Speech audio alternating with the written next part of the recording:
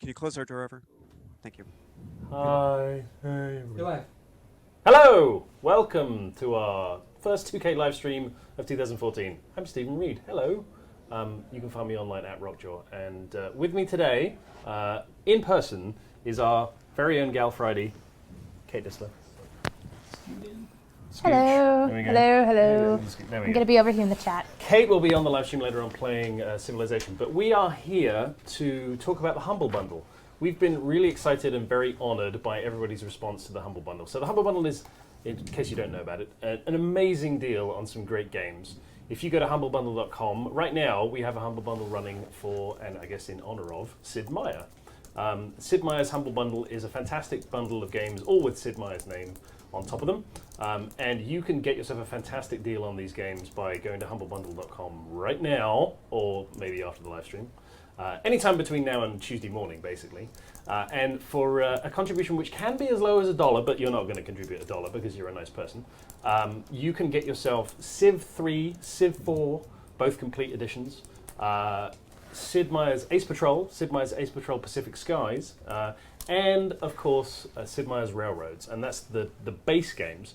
But if you contribute above the average, which currently stands at about what, $9.75-ish, something like that, less than $10. Less than 10. You're also going to get yourself Civ 5 Gods and Kings expansion pack, the Civ 5 map packs. I think that's what, Scrambled Nations and Scrambled Continents. Yeah. And Sid Meier's Pirates, one of my personal favorites. And if you go up to $15, and remember, all of this donation can be to charity if you want it to be, you're also going to get Civ 5 Brave New World. And we're going to play a bit of Brave New World later on and show you that off. But first of all, I am going to lead off because, frankly, I'm just a bit of a fan of these earlier games. And I'm going to play a bit of Civ Railroads. That would be a different kind of a game. Sid Meier's Railroads, exclamation point. And then we're going to play a bit of Sid Meier's Pirates later on as well. We've got Kate sitting here in the chat, so if you want to talk to us, then feel free. And then there's this other person. I'm going to see if I can point. Can I point in the right direction? Am I pointing in the right direction? This is Pete Murray, who's over at Firaxis. So say hi, guys. Pete. How are you doing? Aren't you currently buried under about 6 feet of snow? Isn't that what's going on? No. It's only 5.5 feet. Okay. We actually had a little bit of melting this morning. So the top of your head like pokes out of the snowdrift? It's all very comical. I haven't seen my children for weeks. I hope they're okay. They may be iced up in the backyard. They said they were going out to play. I told them good luck. They said we maybe sometime, and then you never saw them again. Exactly. Yeah, Exactly. there we go. Oh, I was pointing in the right direction. Yeah, it was the classic thing of live streaming, of seeing what you did 30 seconds ago. All right, so we're going to jump right in. I'm very excited to play Sid Meier's Railroads. So, Pete, I think you're probably more of a railway man than I am. So you might want to give us the background on the series and how it came to be. So I love Railroads. Railroads is one of my favorite Sid Meier gems to play. It's a game where the world, it's a typical open world. You're given all the tools you need to go and do things within it, and then you're going to go and connect cities, connect people, move goods and services around. You're going to build up the value of your railroad. If you're competing against opponents, eventually you'll get to the point where you'll be able to buy them out. As somebody who grew up with train lines running by his house, and still does, more or less, and a guy who rode a train to work for years, it's just, there's something very, very cool about, going those distances between the cities and back and forth. So, Stephen, I see you have pulled up the England map. I have, yes. I thought it was appropriate for me to play Great Britain in 1829 to 1957, because that's, of course, my birthday. 1827? I am, in fact, 100 and something years old. You are looking nice. 185? At your age, you don't need to know maths. I'm looking pretty good for that. All right, yeah. So we're going to jump in and do this map. Are we ready to go, Ma? Any second now? We're going to flip over. There you go. All right, here we are. So now, I apologize in advance to any hardcore Railroads players in the audience, because I'm not a hardcore Railroads player. I'm a bit of a wuss, really. And I haven't played this game for a while. I've been playing it recently, but I certainly am not back at my 2006 era height. Not that I ever really was at a height. So yeah, this scenario, the Great Britain map, 1820 to 1957, it's literally at the birth of Steam. So we're going to jump in and we'll see what I get. The year is 1829, so we're starting off with the Stephenson rocket. And randomly, I've been given Wrexham, which is quite handy. Wrexham is my starting city. This is pretty good because I have another game running at exactly the same spot, so I can really just get in there. So we're up here in the north sort of part of Wales. Oh no, this means I have to try and say Welsh names and do it really badly. I'm not even going to try. We'll give it a try. I couldn't. The chat would like I you would to give it a insult try. everyone in Wales, and I don't want to do that. Is anyone in the chat from Wales? If anyone in the chat is from Wales and can phonetically type out how to say Lelandin, then that would be good. But I'm not going to insult anybody by doing that. So anyway, the point of railways, as Pete said, is obviously to lay rails and build railway networks. So you start off with a randomly selected town. In this case, we're starting with Wrexham, and you can see here when you hover over them, you can see what they supply and what they demand. Just about every city, when it starts, supplies passengers, which is this little icon, and then they also supply mail. So an easy way to start off is to connect them to a nearby city. So I'm going to lay some track, and I'm going to lay that track over to Liverpool. And the nice thing about railroads is, part of the point of railroads is really, it's like a giant train set, really. You know, so you spend a lot of time just laying track and having fun with that. So we're going to lay our track down like that. It's very easy. You just drag and drop. And the landscape kind of conforms to your track as you do it, which is kind of neat. And then you need to put a station here. They're actually called depots at the beginning. So you drop a depot there we go. And then you sort of go on from there. Have we got any game sound here, Mara? Are we losing the game sound? Yeah, it's low, but they'll hear it. Okay. So now we've got a depot in Wrexham, we've got a depot in Liverpool, we've got to buy ourselves a train. So here we are at the very beginning of the age of steam, so we've got some pretty old railway options here. We've got the 220 Planet, so we'll start with Wrexham Terminal, and then we add cars to that train. This is, of course, the heart of most railway building games, is like working out your routes. So in this case, I'm going to add a couple of passengers and a mail car. You got to watch out for that max speed because you don't want to go down to 0 or anything too slow, because then the train is inefficient. I'm going to ask it to wait until full, and then I'm going to close, and I'm going to add Liverpool as my other destination. And I'm just going to leave those 3 cars on there, and again, I'm going to ask the train to wait until full. I'm going to say close. I'm going to click OK, and off we go. So, Stephen, have you ever used the chase camera function in Oh, this? yes. I mean, that's part of the point of playing. So, yeah, you Absolutely. click on a train and then click on the lock camera to train button, or you can hit A. And it is a full 3D environment, so you can spin the camera around. And you see, I don't know about you, Pete, but Not hearing any sound on the game. I can hear it. It is low, Okay. but it's there. Yeah, slow train. We are in what year are we in? 1829 or so. So There's a yeah, mirror. it's a little slow. And Birmingham wants railways. I was going to say, Pete, I don't know. Were you a model train guy when you were a kid? Because I wasn't really. But I think this is how I sort of, when I first played this game, this is the way for me to compensate for not having like model railways when I was a child. So my dad was a big model railway guy, and he and my youngest brother were big model railway collectors. And when I was not a railway guy for a long time, and then you kind of wake up one morning and you're like, a model train set is a lot of fun. That sounds like fun. That's something I want to do. Well, I'll just get a little bit of track, and then, I'll just get a little locomotive and a couple of cars and some track. And the next thing you know, you're buying a second house to store your railway track, and yeah. it just goes from there. There was a guy who was in my dad's train club who sold his house to a man who moved from Texas solely for the purpose of buying the train. Wow. All right. So there we go. We got our first trains going back and forth from Wrexham to Liverpool. As you can see, as it arrives, you get nice little green icons to show that you're making some money. Now, you can upgrade your stations, and you can also, of course, upgrade your trains over time. But the first thing you really want to start doing is laying a bit more track and getting out to a few more destinations. Now, one of the things you really need to learn in railroads is using double track. Now, this adds and it sort of glues a track to the side of your existing track.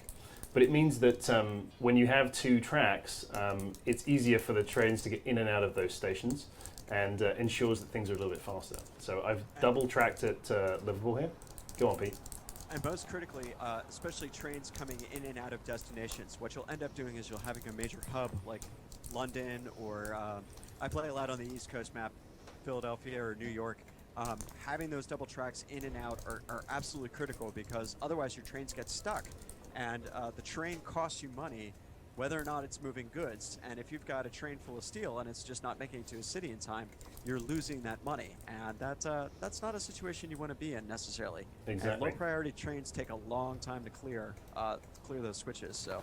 Yeah. So we've managed to connect Liverpool and Manchester, which is one of our scenario objectives, which is cool. It's a good start. And now let me run in a train between Manchester and Liverpool here. That looks good. We'll wait until full again. Okay. There we are. Second train up and running. Now, we've got a couple of other opponents in here, a couple of AI opponents. We've got George Hudson, Isambard, Brunel. And one of the important things you want to be doing when you're playing railroads is basically you're trying to buy out your opponents here. So you start off with, you've got a company value here, then you've got stock prices that you can buy and sell. So you can buy stock in other people's companies. So like, for example, I've got about enough money here to buy a bit of stock in George Hudson. So I'm going to buy 10% of his stock. And eventually, if you buy out all of their stock, then you can basically take over their railroad and seize all their assets, and it's great. Oh, new locomotive. Woo! The 222 patentee. We have some special guests in our stream. Oh, do we? Yes, we have Humble Bundle in our stream, just Hey, hanging Humble. out. Hey, Humble Hey. Hi, Humble Bundle. Hey, you know, we should really talk about what is the current number in terms of how many Humble Bundles we've sold? The most current number, let me pull up the counter. You guys can also see it on your screen. We are at 369,380 bundles sold. If you guys could not buy them while I'm saying it, that would be really Everyone helpful. could stop buying bundles for a second so we can get the number out. But yeah, it's going up rapidly. And I mean, we're probably at what, 3.5 million or so sold now, which is really amazing. I should have mentioned right at the top, Yeah, Action over Against 3.5. Hunger is the charity that we're supporting with the Humble Bundle. That was personally chosen by Sid himself. He was the one who wanted to go with that charity, and that's really fantastic that we can support those guys. Okay, I should have really thought through that I was going to end up with a Welsh map. Lelandindrin. Oh man, I apologise to anyone who might be Welsh. But I know that here, see, we've got the Wrexham sheep farms here with the supply. I mean, this game is really all about economics, right? So it's about setting up supply chains. So the Wrexham sheep farms here supply both sheep and nitrates. And then they can be processed here. The nitrates can be processed here into medicine. Ooh, another speed record. And then the medicine, if you hover over any of these guys, you can start to see where your stuff can be used. So if you see at the bottom of the screen there, Taunton demands medicine, Hastings demands medicine. Taunton's closer, it's like 20-something miles away. Hastings is all the way down the other end of the UK. But there are other places that, and if you see here, whoops, consumer confidence, wool prices rise.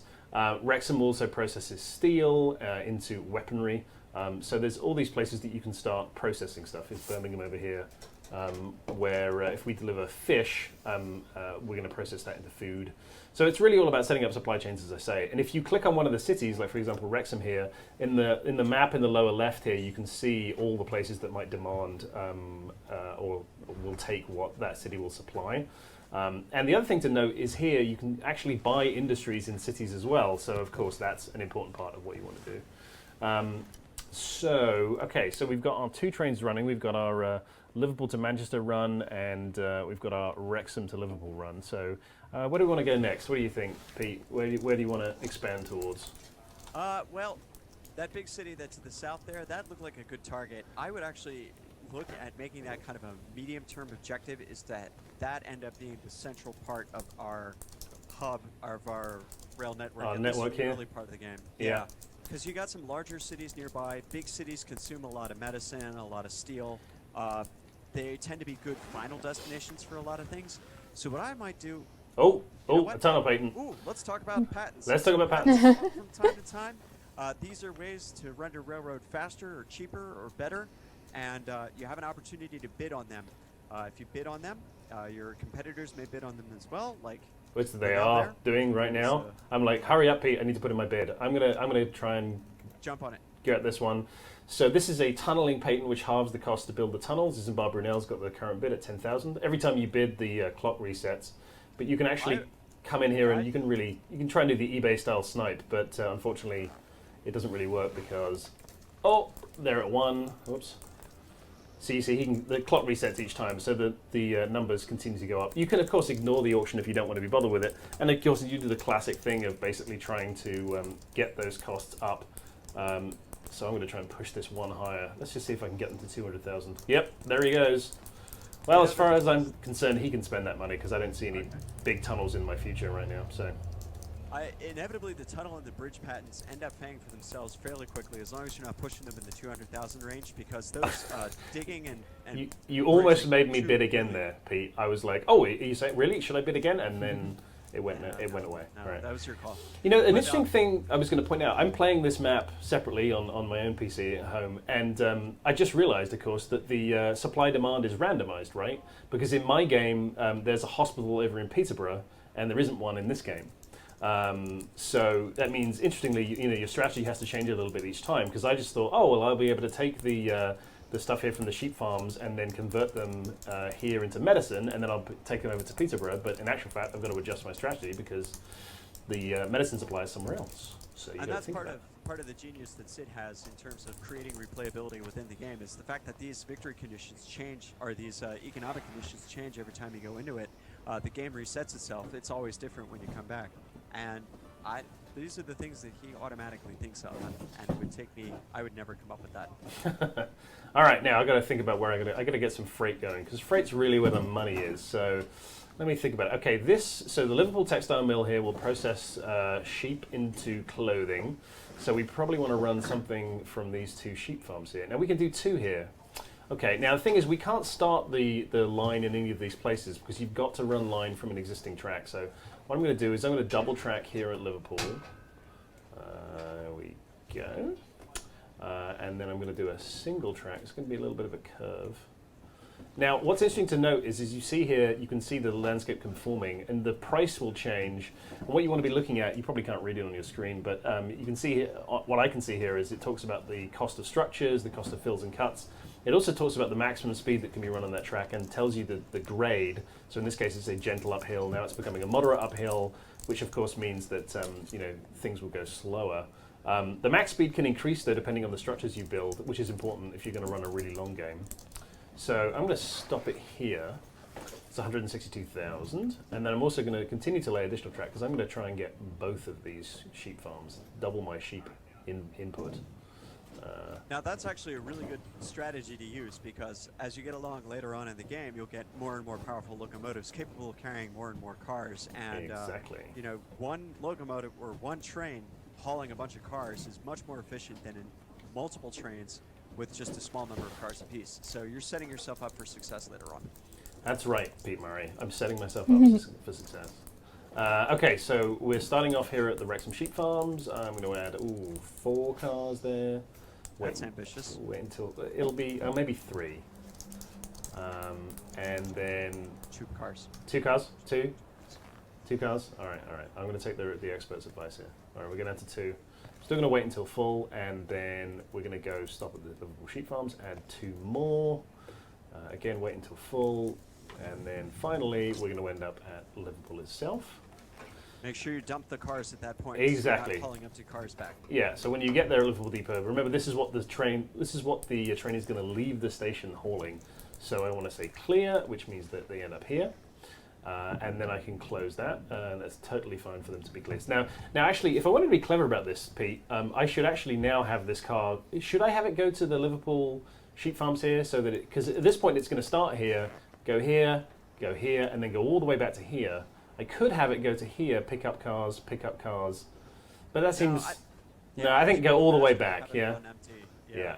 Fill All up right. and then come back, because it's downhill at that point. Exactly. So you're using gravity to help you out with that. That should pay for itself pretty quickly. All right, so then we go. We've got that one running. Now, the thing I really want to be doing here, because what I'm doing is I'm bringing a bunch of sheep here for shearing to this textile mill. So what I really want to do is buy this textile mill. But you don't get to just buy this stuff outright. This is, again, where the auction system comes in. So I want to do an industry auction, and instantly, George Hudson. Damn you, George.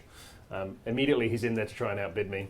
So I'm going to start bidding him up, because these kind of textile mills and stuff, these really will pay for themselves over the long term, and you've got to be thinking about that. So don't forget, this is a really good instance where selling a share or 2 of your stock would do you Ooh, some good point, I mean, yeah. it does put you in a bit of an exposed I position. think I'm good. I think I'm going to win this. Yep. I got it. All right, well Nice done. one. Okay, it'll take a while to become profitable, but you know it's a good start. So there you go. It's going to start paying for itself.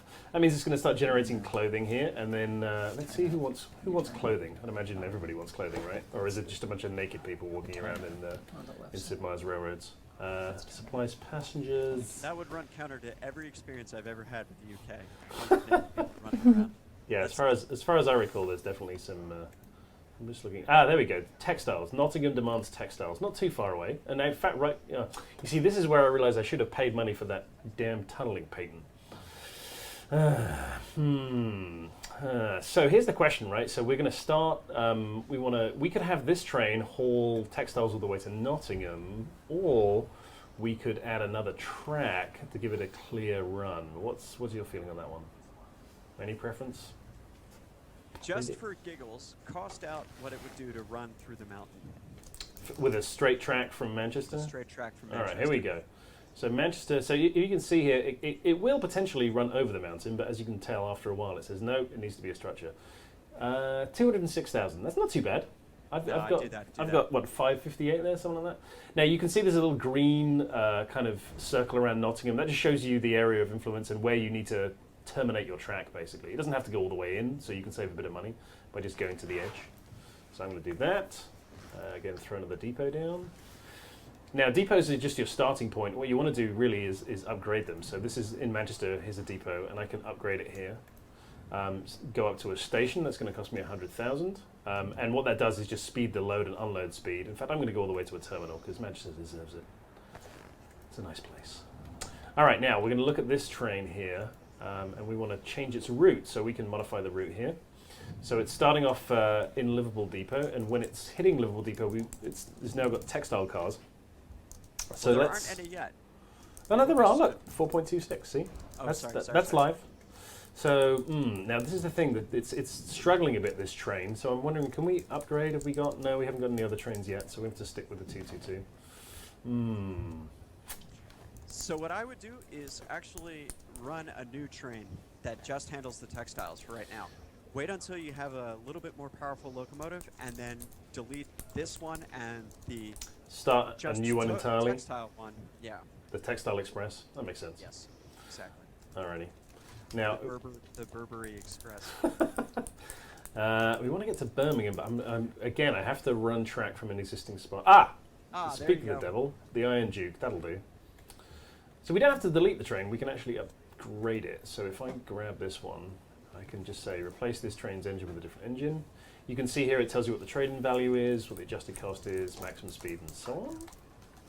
So now we just instantly upgraded that train, and now I can change its loadout here. So let's add. That's much better. Originally it was going to go about 15 miles an hour max speed, so we've added a couple of textile cars there. I'm going to close that. Now, let me think. This is where my brain starts to hurt, because I'm like, okay, I'm at Liverpool, and now I want to go all the way to Nottingham. And then we want to drop off those two textile cars there. And now, I'm running thinking here, Pete, because this confuses me. No, it's like, so it's actually delivering passengers and then picking them up. Yes, at this that point. is correct. It's going to depart the station, And then with it's going those to cars attached to it. It's going to go, I'm going to say wait until full again, and it's going to go to the next stop. So it's actually going to go back to Manchester here. That's correct. And I'm actually going to drop one of those cars because you can see there's not much going on at Manchester. It's not as big a city as Liverpool, so I'm going to drop one and speed things up a bit. So once you sort of get deeper into the game and you start to really worry about train performance and stuff, you can open up this train report here, and you can sort this and you can see how much each train has earned or is earning. And also here you can do things like upgrade your... So the 220 Planet is our oldest train here, so we can just click here to upgrade it. And there we go. Give it a bit of speed. Ditto with this one. And if you're into it, you can also do things like change the train's color. I think it's you can have a. Are you into it? Do you like to different customize your trains? I'm not really into train customizing, to be honest. I don't really think about it too much, but you can. Oh, You know, Stephen. I might be strange in that regard. Let's have Dark a nice, green. Nice a dark British green. Dark green. That's kind of. That was sharp. It's very sharp looking. There you go. That's a bit more dark. Yeah. There you go. Well, Grand Sprinter Railway. Oh, there you go. The Atlantic no, Eisenbra. These are. I guess these are probably all. Are they real? No. No, these are all made up. Screaming Skull Express. Yeah, that sounds like my Yeah, kind of thing. okay. All So right. I can tell you right now who made that one. That's Mike Bazell, who's one of our artists. Thank you, Mike. Here at Firaxis. He, he's. Oh dear. Ooh. No problems. That was Munitions. weapon making. We're not doing any weapon factories right now. Okay, the Yeah. sandbox patent. 25% traction on the inclines. Yeah, I think we should try and get in on that. If for no other reason than to try and bid it up a bit. Bid it up a little bit, but I don't think I'd go over about 110,000. Yeah, we're not. Because you We only don't- have that one incline there, really. Right, exactly. Let's see if we can get it up to 100. I think we can probably do that. All right. And you can look around if you need to and see what. Oh, it looks like I'm gonna win it. Oh, you're so fast. That was mine. Okay, fair enough. So you can look around and see who else is doing what. Like here we have, I think, who is this? This is Isambard's network. He's growing to Salisbury, Portsmouth kind of area. By the way, that's not Portsmouth, for anyone who's not in the UK. That would be the Isle of Wight. Nobody's over in Hastings. Anyone hit London yet? No, London is... Oh, no, there we go. George Hudson made his way into London. No surprises there. All right. London is a really great spot to get to because it is a Well, it's consumer of all that huge. stuff. Almost everything. Munitions, medicine, food. I mean, it's just, everything's bigger in London. Everything is bigger in London. Now here we are in our Nottingham depot. Actually, I'm just going to upgrade to a station. You see, we're kind of close to Peterborough here. We could put a station into Peterborough if we want to, and you can start siphoning out, whatever Peterborough happens to have if you decide that you want to play that way.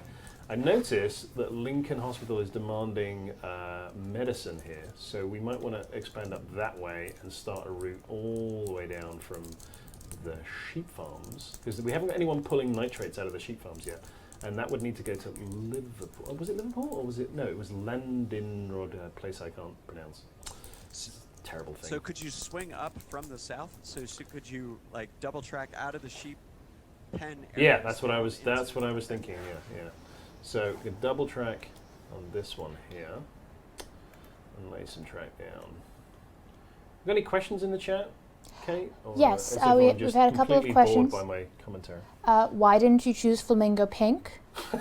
And this was followed up with the question, but is that too modern? And I am... The flamingo pink being too modern? Oh, I just... Probably a little bit. I think flamingos have been around for a really long time, and I don't know that I'd consider them modern, Maybe not. as no. it were.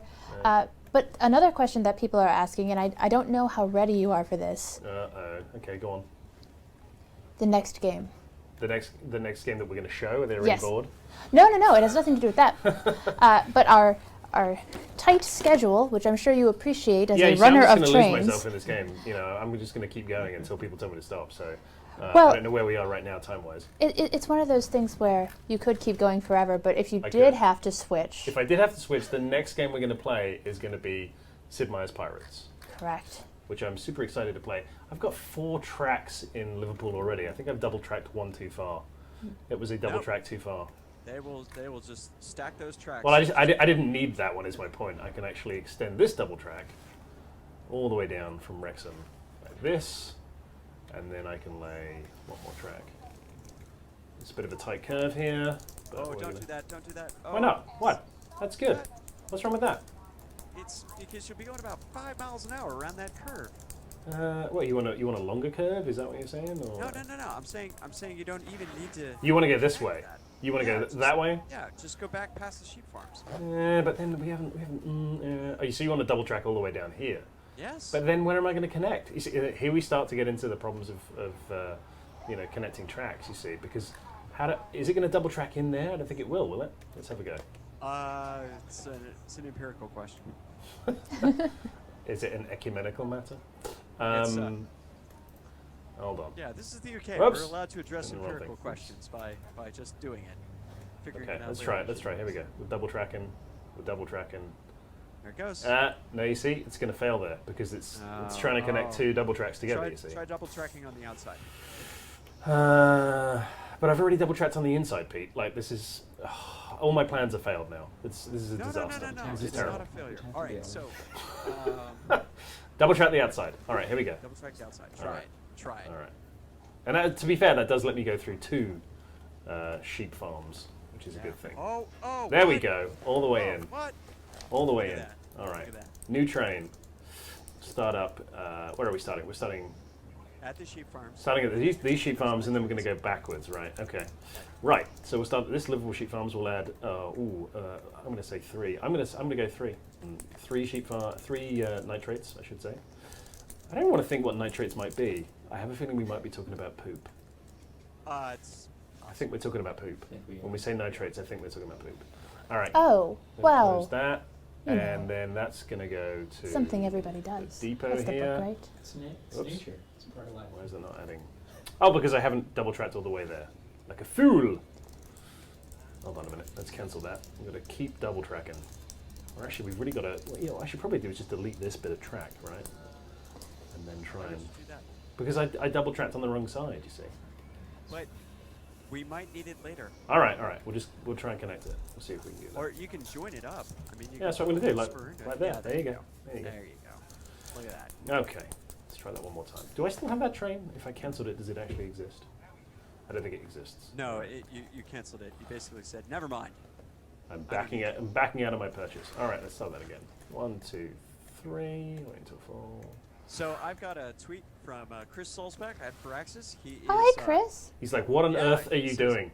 Blast from the past. I made a lot of those early trains when I was just a little nugget. Well, he's a big old nugget now. Sol is our lead character artist for XCOM Enemy Within. He's Very the guy cool. who designed the awesome mech suits that you saw, or built them in the game itself, and the Gene Mod Soldier armor, things like that. So, thanks for watching, Souls. Thank you. Thank you for making cool stuff Yeah. on XCOM. You know, he posted something recently, some art that he did. It won an award. It's amazing. Now I'm just thinking we've got this medicine. This is going to go all the way over here. We actually haven't even built that spur out. Oh, I just realised we could have. Oh no, we're doing this the wrong way. We're going the wrong way around. We shouldn't be converting here. We should be converting here. You see, look, Nottingham Station converts nitrates into, and then we can move it up to. Oh, I'm a fool. I am a fool, sir. Right. Scrap all of this. This is all going away. This is. See, it's all about route planning. Okay, no, it's not the end of the world because No, now- I know. I'm just going to reverse my route, you see. We're going to start here Right. at Wrexham.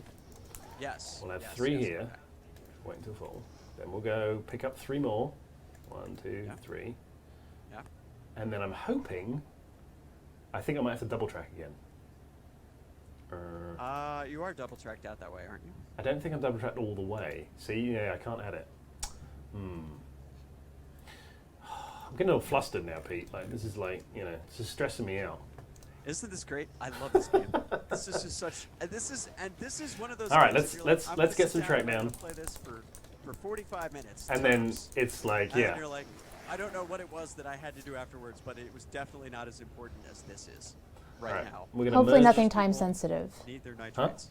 I said hopefully nothing time sensitive if Pete's trying to play it for just 45 minutes. All right, now we need to extend this track at Nottingham out to Lincoln, which is where the hospital is. Oh, and we go around the corner. There we are. Right. We should build another depot here. And what I really need to do, I haven't really been keeping track of my monies. What I really need to do is get the hospital up here.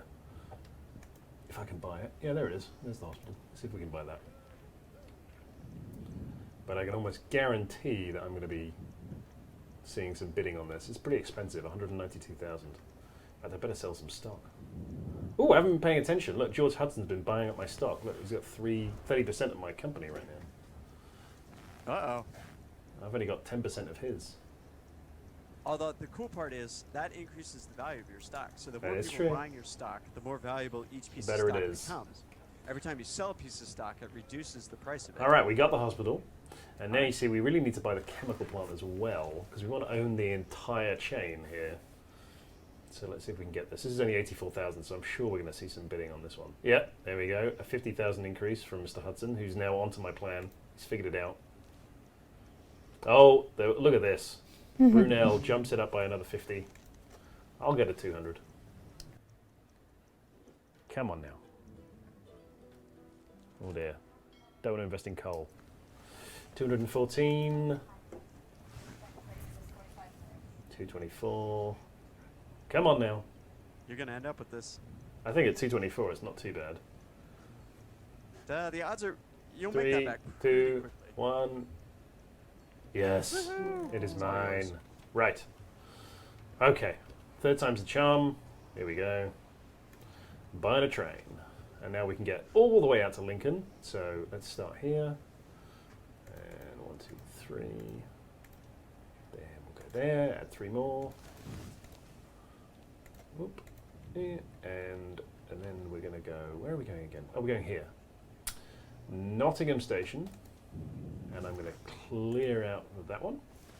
And then I'm going to wait and add. It'll take a while, but I'm going to wait and add 4 medical supplies. And then go to Lincoln.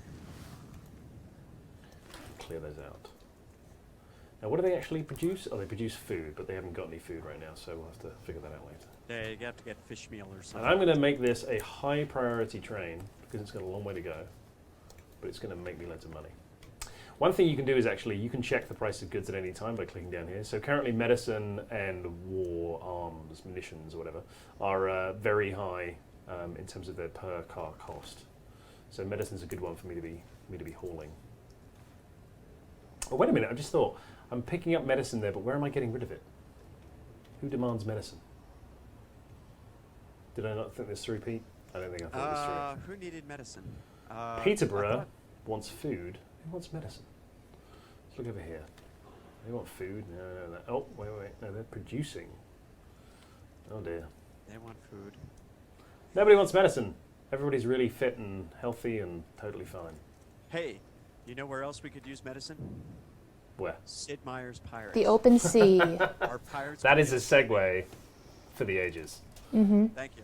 All right, Welcome. so yeah, probably a good time because as you can clearly see, I'm about to tie myself in knots on our Railroads game here. So yeah, Railroads, part of the Humble Bundle. You could be playing Railroads today for a contribution either to charity or, well, to the Humble Bundle or whoever else. Go right ahead, go to humblebundle.com, and your minimum donation is just $1 to get Railroads. But clearly, you want to be donating above the average, because if you donate above the average, then you'll get Sid Meier's Pirates, which is the next game that we're going to look at. That's true. And think about how much entertainment you get out of a game like Railroads or Civ 4 or Civ 3, or Ace Patrol. I mean, there's just a tremendous amount. I almost don't want to quit. Like, this is the thing about these games. But you're quitting Yeah. 2 pirates. It's like I have the syringe in my arm right now. Like, I'm like, I want to continue with my railroad. All I right. could transfer the save to your Steam. Yeah, you might have to. Yeah. I've certainly done that before. Actually, All right, this so is the classic problem I have at Firaxis when I sit down to take screenshots of everything. You stop playing the You have game. to get an interesting situation going, and then you're like, this is an interesting situation.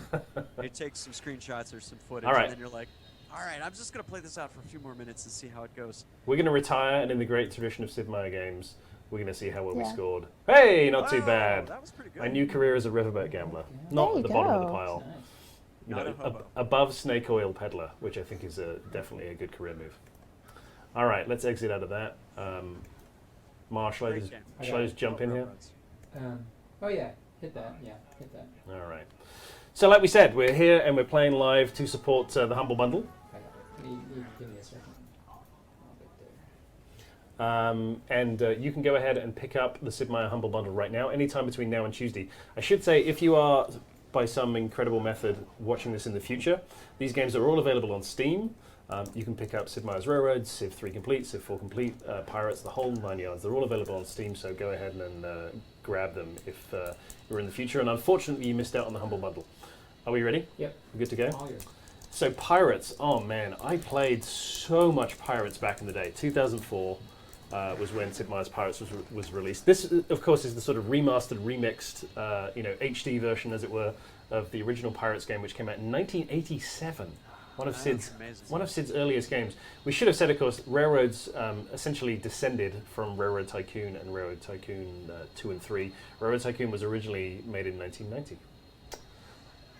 So this game actually caused me to miss my train stop once. Nice. I was playing on my laptop, coming from my job, and I was hauling around the Caribbean, and next time I looked up, the scenery was not what I was used to seeing out the window.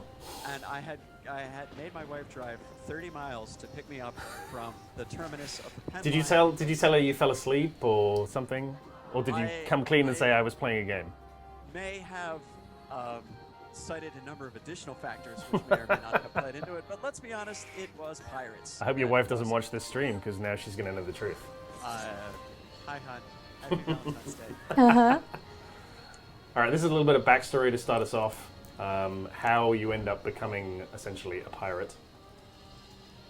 And like every good pirate story, it's you're a person on the right side trying to do the right thing, and the world just won't let you. And so at some point, there's only so much a man can take, and then he finds himself in a port town looking to sign up with the Dutch. There's money in his French, pockets. Brits. Yeah, exactly. Well, not really much money in his pockets. No, that happens after you start, After you win. nailing the sugar barges as they leave Campeche. That was a very specific reference. Your pirates experience, it's like everything else with these games. Kind of the story of what you did in the game becomes the story of it. So it was like, yeah, I spent a couple of years just raiding small stuff off the Spanish Main, and and then one day this full ship of war came out. That's right. That was the point, and then I never looked back. And so You don't have a pirate name, Stephen? Well, not that it springs to mind. Just I mean, the we can- Dread I Pirate would say Stephen? Rockjaw. Rockjaw would at least. Can I change it now? I don't think I can change it. I think I've missed my chance. So Well, I'm we'll gonna jump know in. in our heart Sorry, of I'm hearts. going to just go one up from Apprentice because I'm not terrible, but it has been a while. Okay, so we can choose a starting skill here. Navigation. All right. And then we have a start date as well. Let's go with the default. Okay. That's one of my favorites. All right, so we're going All to right. sign on. So I would sign up with the Brits, and we'll do one of my favorite openings ever, which is where you. Oh, welcome aboard, Mr. Steven. Yeah, I probably should have gone with a second in there. But there you Mr. go. Rockjaw. How was I not going to sign up with the Brits? I mean, come on. Even though the Brits are kind of the bad guys in the pirate setting, aren't they? Really? They're certainly morally grayer than a lot of other people. Yeah. And then you kicked in the butt one time too many. Is this a fencing start? This has been so long since I played this. Am I about to be fencing? Nope. Oh, okay. No, this is just cutscene victory right here. Oh, of course we take the ship. Of course we do. Right.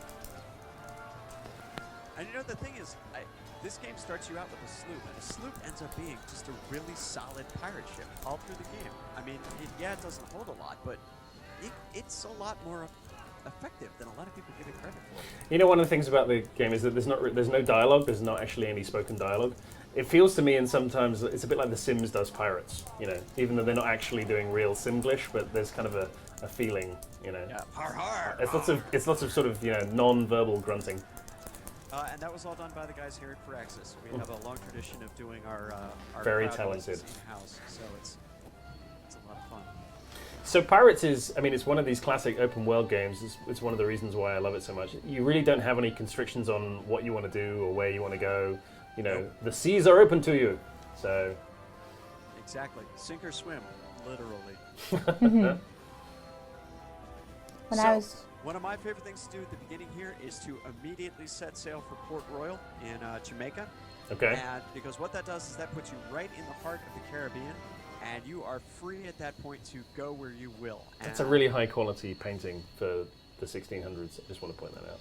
Well, people didn't appreciate craftsmanship these days the way they did back then. I mean, Yes. that's really, people expected that level of performance. All right, so here we are in St. Kitts, which is the British capital. So we can go do various things here. Tavern. So tavern, of course, yeah, which helps us recruit more Brew up. men. Whoops, what happened there? Oh, Did I now click look too at- fast? Oh, sorry. It's been a while.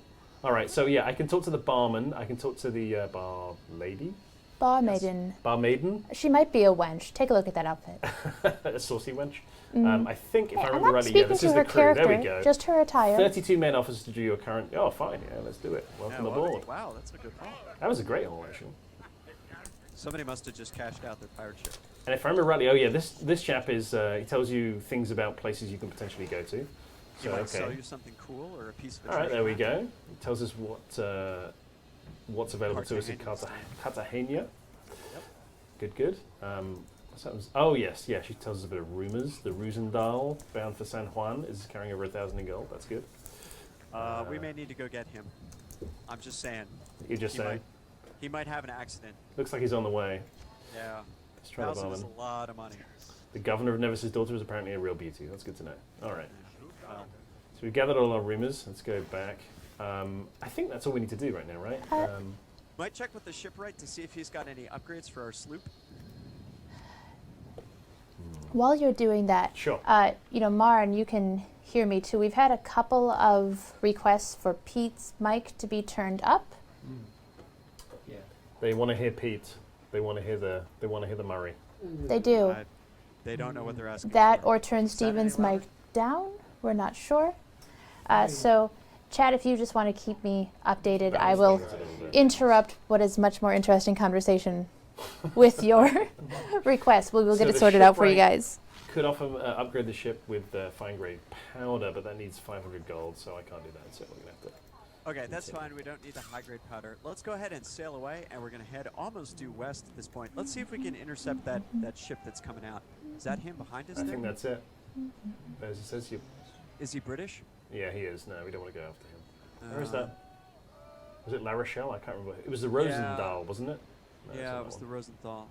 You know what? Go up for the straight up by St. Kitts. There's a smuggler. If you can catch a smuggler, sometimes they have a lot more money than you might expect. So one of the great things about the game is that it's really. I love the fact that it's so old school. Like I can basically use the number pad here. Yeah, that's really. Should we try the wonderful. smuggler? Should we try and attack this guy? Yeah. Let's go ahead. Oh wait, 125 men. Yeah, maybe not. Yeah, no, that's no. Sorry, you had something on your chin. I was just trying to tell you. You got something Nothing. stuck Nothing. right Just ignore there. us. All right. What Cool. about this guy? Take it easy. He Good looks luck, guys. huge. Oh, that's it. That's the one. The Take it. Rosendahl. Take him. All right, we're gonna go for it. So this is gonna take us. With 8 guns and 50s. Oh, pff. This will be Come on. easy. He Easy, says, easy considering pickings. that I haven't played this game for a really long time. Okay, so you've got a sloop. You're more maneuverable than he is. I would come up behind him. So turn to your right. Watch out! Tack under Oh, his, well tack tacked. under his guns. If I do say so myself. All right, he's going to yaw around to his port. Fire. When you come around, fire. Go. There we you go. All right, now come Nice. left. Oh, Left. got a hit on me. Come on his side, Yeah. I can't. Left the more. You're going to just board him now.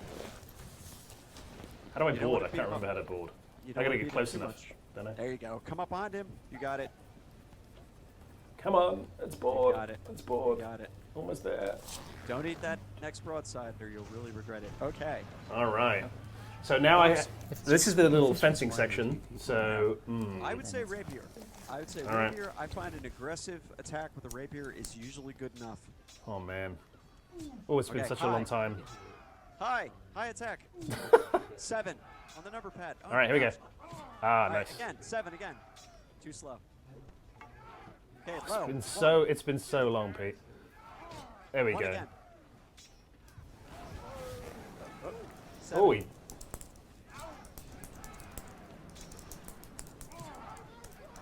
So as you can see, it's sort of a kind of a rock paper scissors kind of style.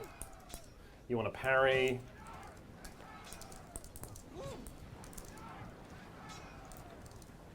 Oh, he's too good for me. He just taunted you. I'm getting it again, I think. Oh no.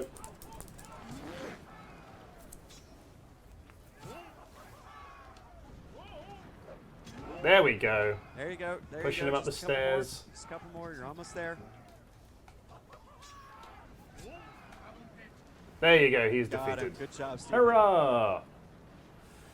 So this is the thing I used to love about playing Pirates is that it's basically like a series of different mini games. We've got 139 space in our hold. We're just going to take everything. And Yep. then, do we want to keep her or sink her? We're going to keep her. We're Keep going to her. take her right back to St. Kitts and sell her. Man, Pete Murray, he is like a career pirate. It's pretty clear. I like to think of myself as an aggressive negotiator of property in the Caribbean. All right, which way is St. Kitts? I've lost my way already. Yeah, There's southwest. St. You're Martin. going in the right There we go. direction. I would tack a little bit. Okay, see if you can skirt around. He's even using the right words. Tack. He's saying tack, not Oh, I turn. know. He was doing that yesterday while I was playing. And I was just like, what? I thought he wanted me to put something up on the wall, and I was terribly confused. Yeah, by tack we mean turn. Well, Yeah. we can say If you're turn. confused by the nautical terminology, everybody, don't worry. It says turn left on the interface rather than tack left. Hard to port. Arr! Arr. Here we are. Maybe gravely disappointed. All right, Let's let's- look at the ship, right? Yeah, let's talk the shipwright first of all. Okay. First thing you want to do is repair your own ship. That's There you correct. There we go. And upgrade to fine powder. There you go. Nice. All right, now we're Let's gonna look at actually. ship number 2 here. I wouldn't even repair the ship. I would You see wanna if sell you it? could sell her without losing the cargo. 66 gold. Hmm. It's 66 gold you didn't have coming in. I need to dispose of 57 tons of cargo if I sell this ship. So let's Okay, just so go let's go back to to the the, merchant. merchant. Here. Yeah, yeah, yep. I would sell Hmm. anything that isn't food or enough guns for your sloop. All right, let's sell all of the goods. I got a lot of goods here. Yeah, the goods tend to be worth more farther inland or farther to the west because here on the eastern Caribbean, presumably it's easier for them to trade in and out of England. But Looks like I've got gold. Of course, you want to keep gold. As you see here, it says 5 months. That's how long we can stay at sea. We've obviously got 15 guns, which is good right now. So I think we're good, actually. We just got the goods. Let's go back to the shipwright. Sell that. Wow, 120-ton ship is only 66 gold. Mm. All right, we're done. Sold. all right. So now we're gonna go back to the tavern. Let's see if anybody else came in while we were out. Let's see. Oh, just 9 guys. So Nah. those crews replenish slowly over time. So if you leave a port for 6 months or a year, when you come back, there'll be a big batch of people in there. Welcome aboard. Always need help. More mates. Arr. Yar. All Oh, right. France is at war with Holland, which means every time we take out a Dutch ship, our stock will go up with the French. So we could go into a French port like Aloythris Dutch. Wow. I think. I'm amazed you can memorize this stuff, Pete. Well, I mean, I would steer clear of that ship. Yes. That is a full Dutch warship, it looks like. Although, if you could take that, Don't push me now. Oh boy. See, he's I'm got just to saying, memorize this just stuff might though. We'll just have a come little up, a look-see. have a look. 6 guns, 33 men. We can take them. Is that the right one? What did Is it there say another it is? one? It's a Dutch West Indian man. Oh, 6 no, guns no, and no. 33 men. We don't want that. Oh, well, Do we? a West Indiaman might have a lot of good stuff in it. Yeah, he might have Let's an give it a accent. go. Let's yeah, give it a go. yeah. All right, here we so go. you're behind him. You have the weather gauge. This is good. So what you're going to do is not sail into that shot. I missed it. I'm There you good. go. Good job. Good job. All right. Whoop, whoop. All right, here we All go. right, turn left. Give him a broadside. Turn right. Sail right into him. Now, you see, if we don't take out enough of the crew, it makes it harder to board. Am I right? Oh, no, in this case, Captain didn't even want to fight. There we go. He's like, He surrendered. look at that. Take it all. Take it all. And we'll... Take it to Port Royal. Now, where's Port Royal again? Okay, so bring up the map of the Caribbean. How do I bring up the map again? I've completely forgotten. Oh, there it is, number 3. I was going to say. It's the button Okay, that says map. so we are here. Port So Royal go is to where? the west. More? You use your arrow keys to pan around. South a little bit. Ah, there it is. There it is. All right. So we got to basically go due west from where we are. So right you now. can just basically follow that chain of islands as you're going around. Yep. You're at a good. Actually, you're in a really good tack right now. I wouldn't go too close to the islands. There he goes saying tack again. So yeah, there's actually wind that's going to influence the speed of your ships. You can see there on the bottom left, we've got 9 knots blowing. There's San Juan. Yeah, don't sail across the reefs. That's always a bad idea. I learned that yesterday. Yeah, It's a that good will thing that to know. will run your boat aground, I guess. What is he? Spanish trade It's a ship. galleon. Trade galleon. Leave it be. Don't attack it. See, the thing is, we're going west, and the trade galleons sail pretty badly on the direction that we're sailing, and so it will be lagging behind constantly. They do sail north to south pretty well, so that's why you'll tend to see them going up and down the Caribbean. And later on, These are top tips, everybody. I want to point out top tips from Mr. Pete Murray. These are fantastic. Later on, you're going to want to pick up a Spanish war galleon, especially if you're going in and out of Port Royal a lot, because that is almost the perfect ship for cruising up and down. It's got a great mix of guns and cargo space and speed when sailing abeam the wind. That's more nautical nonsense for you. Oh, we still got a way to go here. Okay, all right. Yeah, we're gonna come around the point. You know, sometimes there's a named pirate that hangs around here. Oh yeah, yeah. These guys, sort of like the top dogs that you can take out and gain fame. Yeah, the famous named pirates, and if you take them out, your fame will increase. They always are well stocked with riches, treasure. Oh, take him, take him, take him, take him. All right, okay. Insisting. All right.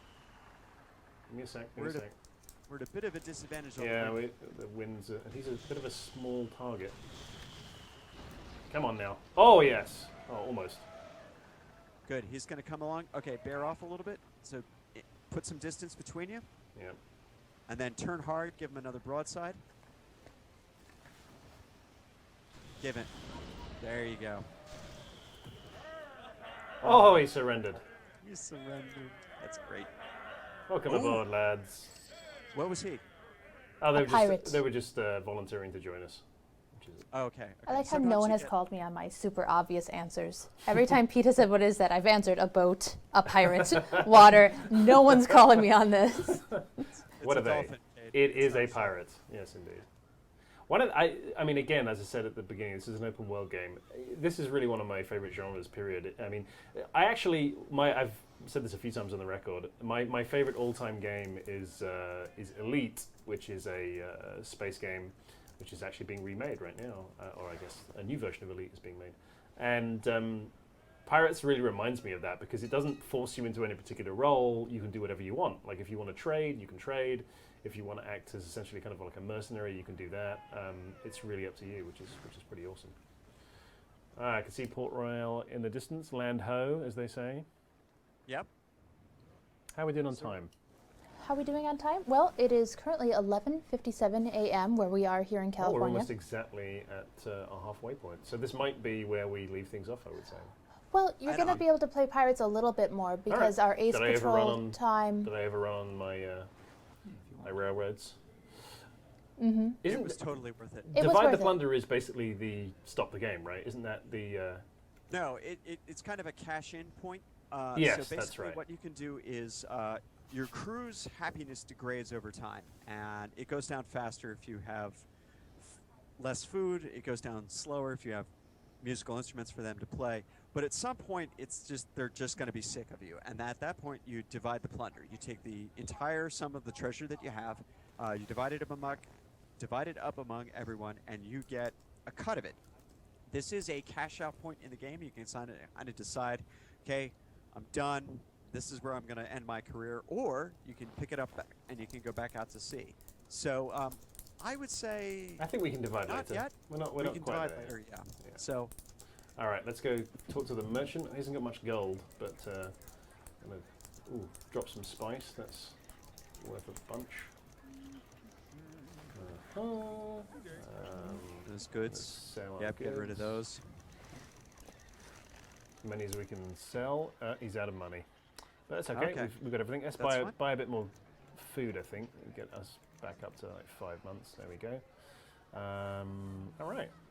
There we are. Go back to the Okay. shipwright. Let's repair ourselves. Oh, triple hammocks. Triple hammocks. More people. Carry more crew. Yes, let's do that. 450 gold. That's quite a good deal. Yeah, liquidate it. 600 gold. Wow, is that better than our current sloop? Well, is it a simple port? It has the copper plating and chain shot and grape shot, but it doesn't have the triple hammocks. But we could upgrade it to triple hammocks. Maybe we should switch. What do you guys think we should do? We I haven't think we asked the should chat what they think. Tell us what we should Well, do. let's see what the chat says. What's the chat think we should do? I'm selling this West Indian then. For, Oh yeah, absolutely. If you give It's them just like- gonna, file the serial numbers off it and put it on the market. That's fine. Any Switching. thoughts in the chat? Looks like we're switching. Switching. Mm-hmm. Yeah. All right. So I need to upgrade the triple hammocks. Yep. Sell the other one. Sell the Revenge. You will need to dispose of 5 tons of cargo if you sell this ship. Isn't the Revenge the name of the Dread Pirate Roberts Yeah, ship? let's just do it. I think Revenge is the name of the Dread Pirate Roberts. I think it is too. I should have been Roberts. That should have You been my should name. have been. Well, you know what? They're Okay. both sloops. They're going to sail fast together. Maybe just keep both. 30 men? Yep. Take them with you. That way, if something horrible happens, you have a reserve ship. Let's see if this chap has got anything to tell me. Ooh, secret map showing the location of Pirate Morgan's buried treasure. I'll take that. That guy looks trustworthy. These I are little vote. puzzles that come together. Are these randomly generated? I can't remember if I think they are, right? The locations of these treasures not are random. randomly generated, but there's a set number of places it can be in the world, and there's a lot of those potential places, but Right. it doesn't generate the treasure until you have the complete map. So we got an Inca temple here. Inca temple. Okay. All right. We've got to keep looking. Let's get our first piece of a map. Let's see what she has to say. The Antonio is carrying over 1,000 in gold. All right. A Royal Galleon. It's going south. Oh, see, and it's going to come right past us. This is why I love going to Port Royal. It's like the whole Spanish Caribbean, just outside.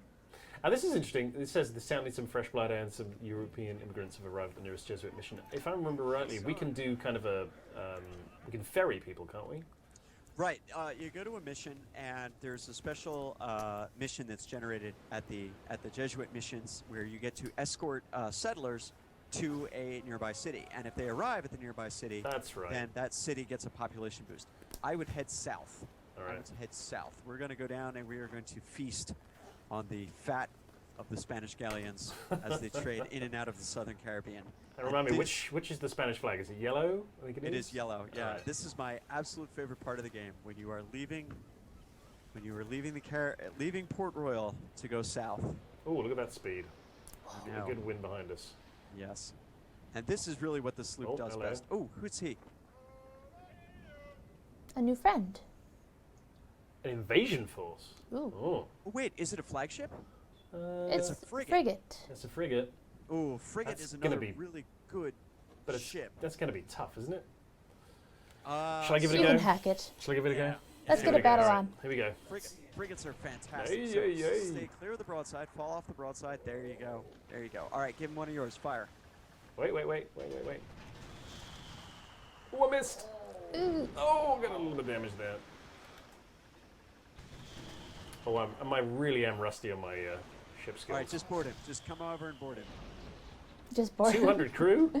Oh, man. Yeah, well, we don't have time to mess around with this. Let's get in there. Let's get in there. Come on.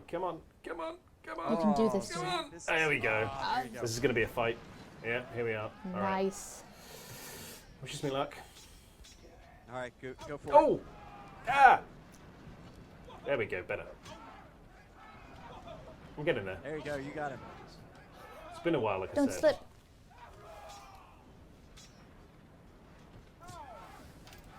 Ooh!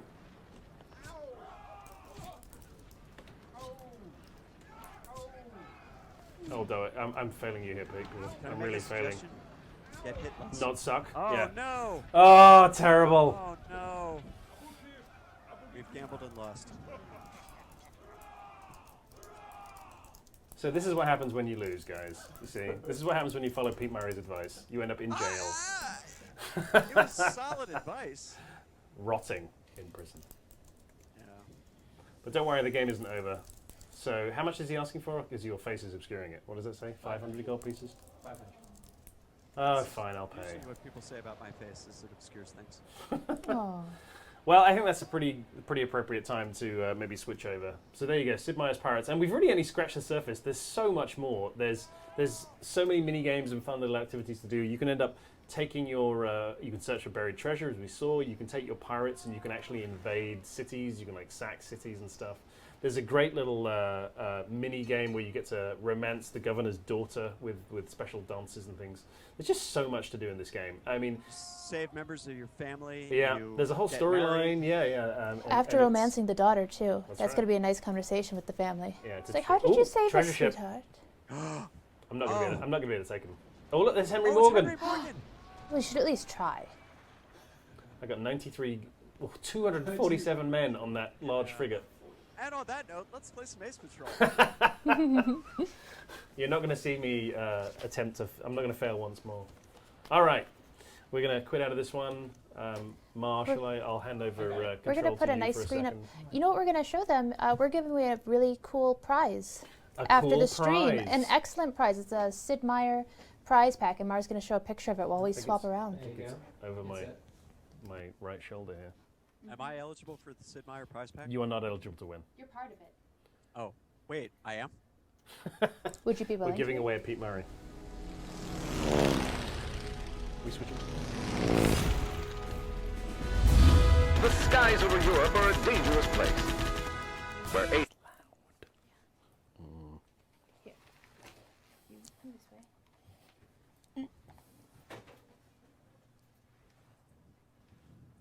Right. Woo!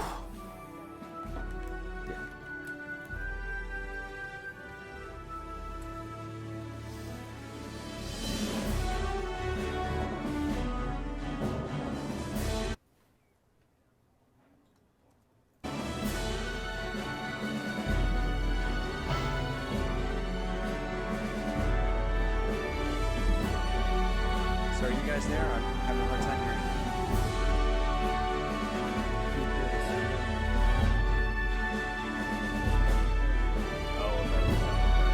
Should we use it?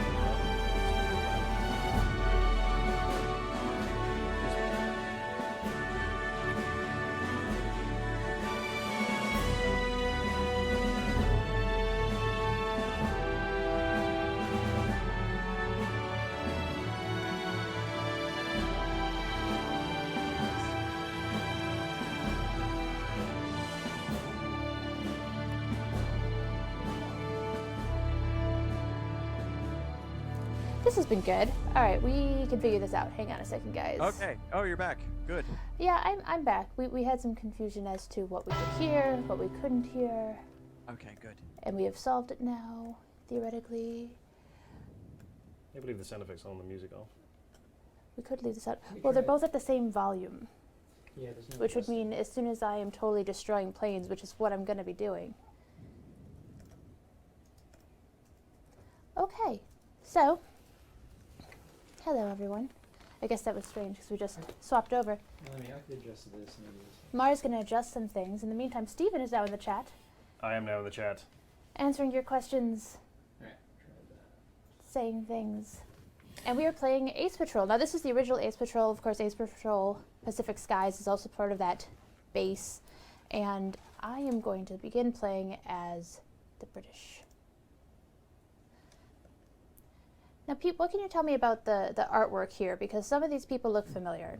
Yeah, they should. So this was the fun part of making this game, is that the pilots, we used pictures of our people at Firaxis and friends of ours from around the area, and everybody got their picture taken, and then Andy, our artist, painted over everybody to make them a pilot in the game. So I had such a fun time doing it. I actually am a French and an American pilot, and I used that for all sorts of things. I would have used it for my French pilot portrait as my Christmas card if I had been able to get away with that. It's just really, really fun. So it's fun to see everybody from Firaxis in the game. So if you guys are wondering who those people are, they are, in fact, the people who made the game or friends of ours here at work. So this is one of the first missions you play. This is the tutorial. This is basically to teach you about how to play the game itself. Easy enough getting started. Just shoot down some hapless balloons. in your Rigid DH2. airships. They're easy. And now you're going to shoot down a hapless observation aircraft who should know better. All right, so we get to pick sets of skills when we're done. Looks like you've got loop. Oh, you picked the power maneuvers? I picked the power maneuvers. Okay, why I did you will pick those? I'm attracted to power. Are you really going to quiz us on Ace Patrol tactics now, Pete? Is that what's going to happen? My tactics is stay airborne. I chose power because I really like diving and also reaching high altitudes quickly. All right, that's good. I usually pick the maneuverability ones first, so slip, skid, or roll maneuvers first. That's not so much of an issue with British pilots because it turns out that these. So you're going to go ahead and want to click and drag over to the left there. Ah, there we go. There you go. Look at that. My That's- window's a little askew. That's okay. So the British aircraft, there's some really maneuverable ones in this. So having a suite of maneuverability is not necessarily the most important thing, at least to start. Later on, though, and some of the other aircraft, for example, I'm thinking right offhand, some of the French aircraft are appallingly unaerodynamic and take a lot of power to get to turn around. So you need to be careful with that. The other cool thing about the DH-2 that is unique to it is that the machine gun was actually on a flexible mount on the front of the aircraft. And so in this game, Sid has it modeled that it actually will shoot off the front 3 hexes without any penalty. So in Ace Patrol, positioning is everything, making sure the enemy is to your front, making sure you're coming in on his tail. The DH-2 actually gives you a lot more firepower in the sense that you have a lot more available to you. So, you've got roll maneuvers? We've now established that you know about trains, you know about pirates, and apparently you know about like World War I planes. Is there any historical? Can I quiz you on like ancient Babylonian mating rituals or something? Like, I'm actually less versed in some of the Babylonians, the later Roman emperors than I, and I'm appallingly bad at Byzantines. But other than that, we'll excuse we all you. have our weaknesses. We'll excuse you for once. Slipskid is good. Pick Slipskid. That's what I was picking, but last time I picked it and then it was the wrong thing. No. There's no wrong maneuver. So I didn't choose loops. Normally I choose loops because I'm a sucker for them. Right. This person looks familiar. So I think I'm going to go with him because I have power maneuvers. Okay. Well, loops and rolls, if you're going to open, that's always a good opening to go with because loop and roll maneuvers combine very nicely. And once you start that loop, it's very hard for anybody to figure out where you're going. A few people asking in the chat about this. Obviously, this is the World War I era Ace Patrol. Yes. But the Ace Patrol Pacific Skies, which is also included in the bundle, in that is base World War part II, of the bundle, yeah. Is in the World War II era. So you can choose your favorite plane era to play in. It's Pacific Skies is the U.S. and the Japanese, U.S. Army, Air Force, and Imperial Japanese Army, and IJN, the Imperial Japanese Navy, and the U.S. Navy. So again, 4 factions, 2 Japanese, 2 Americans, 2 very different styles of aircraft. American planes tend to be very fast and tough. Japanese planes tend to be very maneuverable, very punchy in the sense that they have pretty powerful guns. So very nice rock, scissors, paper relationship between the aircraft in this game. And you were able to, Sid was able to get a lot of kind of the essential differences of the aircraft modeled within this this turn-based dogfighting game, and you find yourself talking with your hands a lot when you're describing how you played the game. So this guy came this way, and I sort of slipped out around the side, and then I implemented around him, and that's pretty much awesome. What just happened. I was kind of like this, and I was kind of like this, and he was just in the middle and done. Yeah, but I think the big lesson of this particular mission that you just went on is that 2 aircraft are always going to beat 1, and the takeaway from that is never let your aircraft get separated. Try to keep them together. Don't try to split them and send them after separate targets. Take down 1 target at a time. So use the buddy system.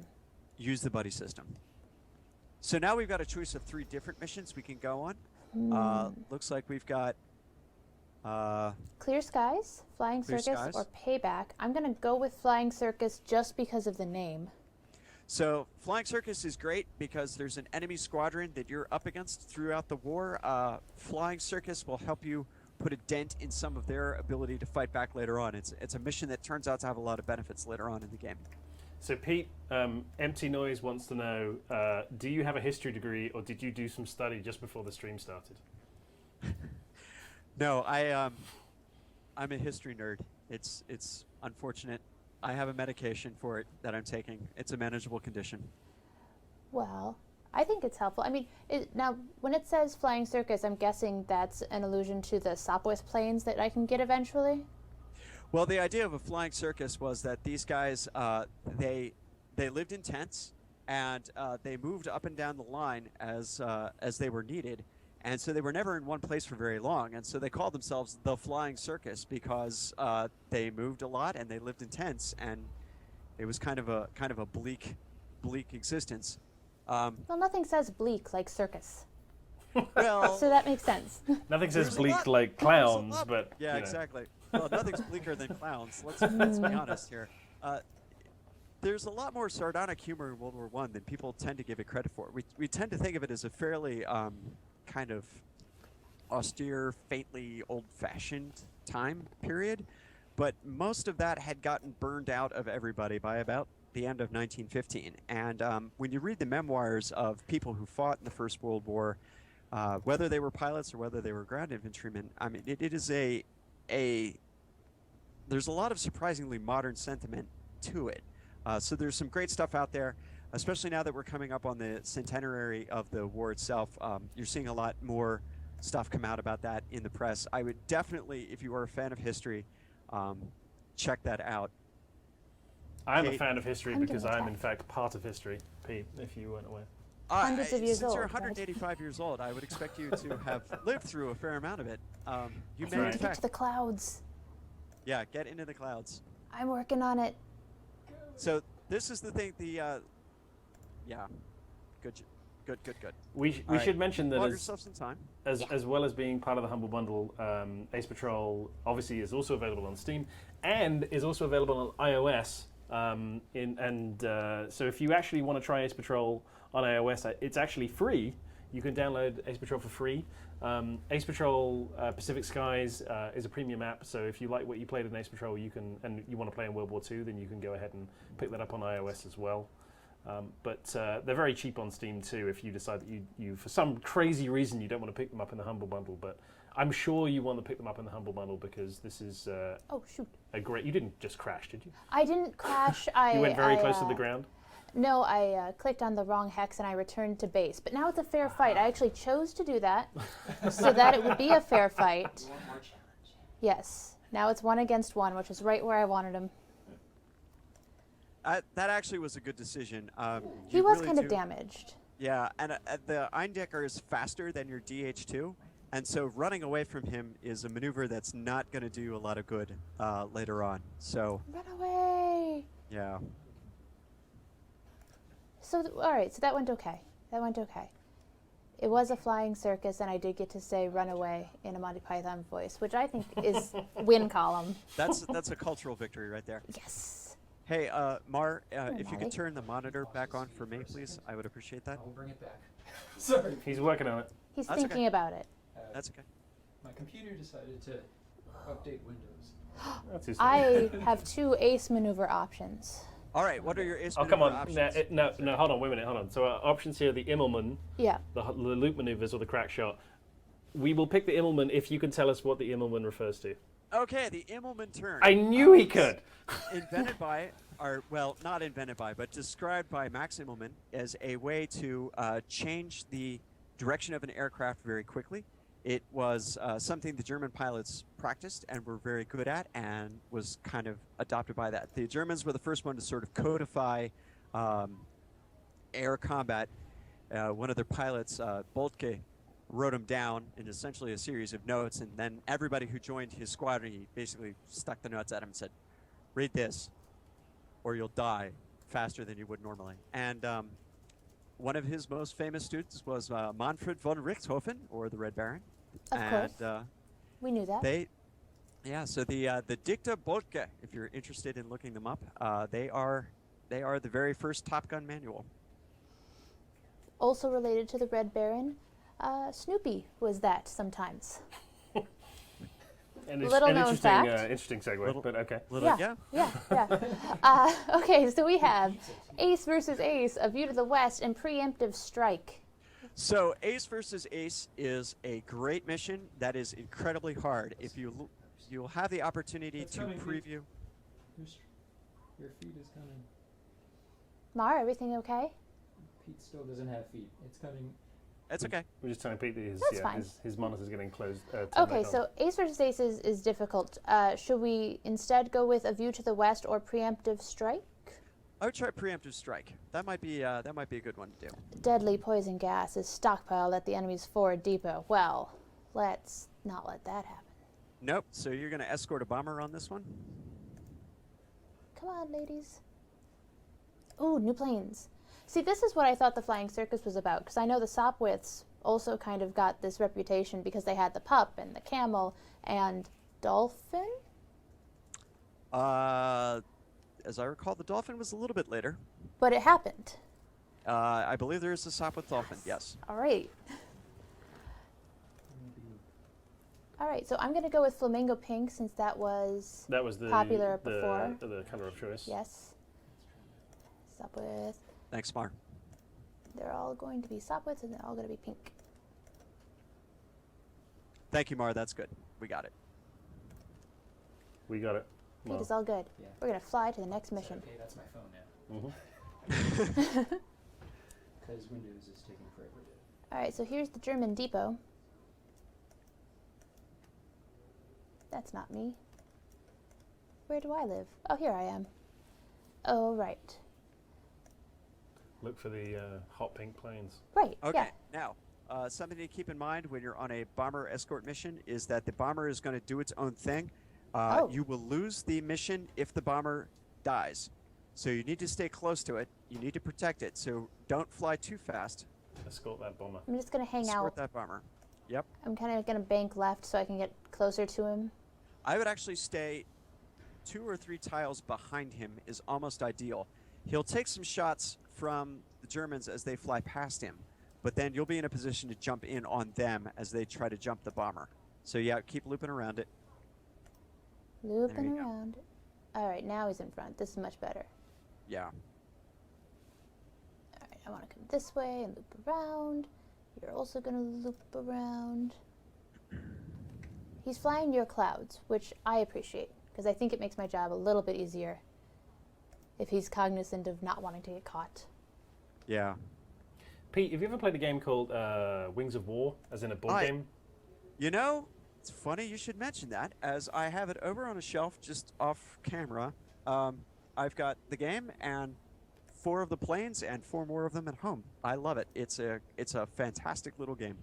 Very similar to Ace Patrol, I guess, in style, right? I think Wings of War uses a card system.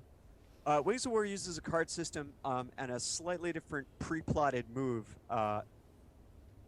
setup. It's a different sort of game, but it takes on some of the same ideas. I actually, in talking to Sid through the development of this, I get the impression a lot of the ideas that he developed, he'd kind of been percolating on over the years. And this is the cool part about working with him, is that he will make a prototype and then shelve it for a while if he doesn't quite know where it's gone or isn't quite certain about it, and then pull it out later on when he feels like it's ready to go. And I think this game, Ace Patrol, is kind of built off some of the ideas that he was playing with over a longer period of time. So I've got Abigail over here, and I'm trying to get her to turn around. And I am banking like it's my job. Banking and slipping. Okay, don't slip. Don't slip. Okay. Slip is keep your facing but move the plane. So your plane kind of goes like I'm like that or like that. And you actually need to turn. You actually need to change the momentum or change the yeah. I can't agree more that I need to turn. Hey, get back by your plane, pup. All Is right, there any way to get there your we go. pilots to loop around? This is sometimes where a loop maneuver is really helpful. No. No, not at the moment. Okay. Which, doesn't mean that Well, it looks like we're you're out going to of be luck able to yet. get the bombing run in, but I'm not sure that bomber's going to survive the trip back. Well, if he tries hard. We can't He all has be to really dependent. want it. He has to really want... There you go. He wants it. Okay. No, it's Abigail I was having problems with. My other friend over here, she's been very agreeable. We're playing, I'm sure, Pete, you could tell us this. We're playing a bit fast and loose with history here. I don't believe... Were there any female pilots in World War One? Actually, there were. Oh, there were? Okay. Yeah, there were a couple. There was a French woman who flew. There was a Russian female pilot. And as I recall, there is somewhat unclear evidence as to whether or not the Turks had a pilot who was a woman as well, too. Pete, So- I've decided you're my phone a friend when I obviously go on to, Who Wants to Be a Millionaire and get asked history questions. I You're would clearly be- the guy I'm going to call. There we go. I would cover you. Well I done. would be there for you no matter what. Of course, you'd get the question about the Byzantine era, and then we would just be And then we'd really have out problems. of luck. How are we He was doing on Bacillus time? during the. Be like, oh god. Sorry. I'd say it would be about time, potentially, to switch out and do some Let's- Civ. can Let's do that. show the last mission just because it's cool to go into. The last We will mission do it. in the first campaign of the Brits is an attack on a Zeppelin. This is one of the coolest, kind of a cool highlight of this game. Not only are you up against this big giant Zeppelin that's hanging out over the snowy front, but you're going to bring everybody in your squadron. And if anybody's wounded, you're going to be definitely down for this one because there's a bigger enemy squadron this time too. So tough Oh, and fight. it snowed. Yeah, it's a tough fight. The Zeppelin's cranked up in a corner, protected by anti-aircraft guns. Your angles of approach are usually restricted as well too, and you have to good. be careful. So All right. I'm sad that we didn't get the Pete Murray pilot. it's okay. You would have had to Could be choose the full. French or the Americans. Ah, right. Okay. So are you saying you're playing a Frenchman in this game? Is that why you have an outrageous moustache on your Twitter avatar? I specifically asked for the outrageous mustache. I said to Andy, who's the artist, I said I want a big mustache that curls up at the ends, and he's like, okay, I can do that, and I got an outrageous French mustache. It was wonderful. Oh, I have so many adversaries, Yeah. but that's all right. Well, I just wanted people to be able to see the mission. It's definitely a fun one. It's definitely your best tactic here is to go after the Bad guys. the fighters first. The Zeppelin isn't going to move. It'll wait until you're done. And then what you do is make sure you have a nice angle going into it and a nice way to get out as well, too. So Pete, FF5 Conan says, do you know Amelia Earhart? I don't know if he means that personally or if you know about her history. No, she graduated before I did.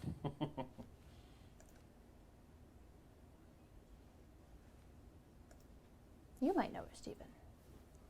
You're much older. Yeah, we didn't hang out much, but clearly a man of my advanced years is well aware of her. All right, so I'm doing something right because I've got the green arrows, Pete, Okay. which is excellent.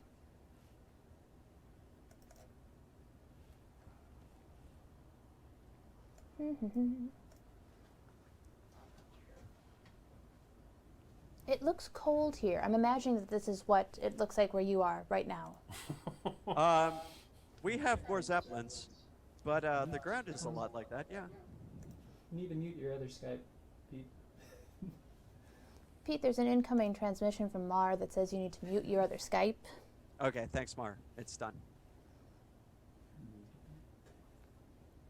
Banking right, diving left.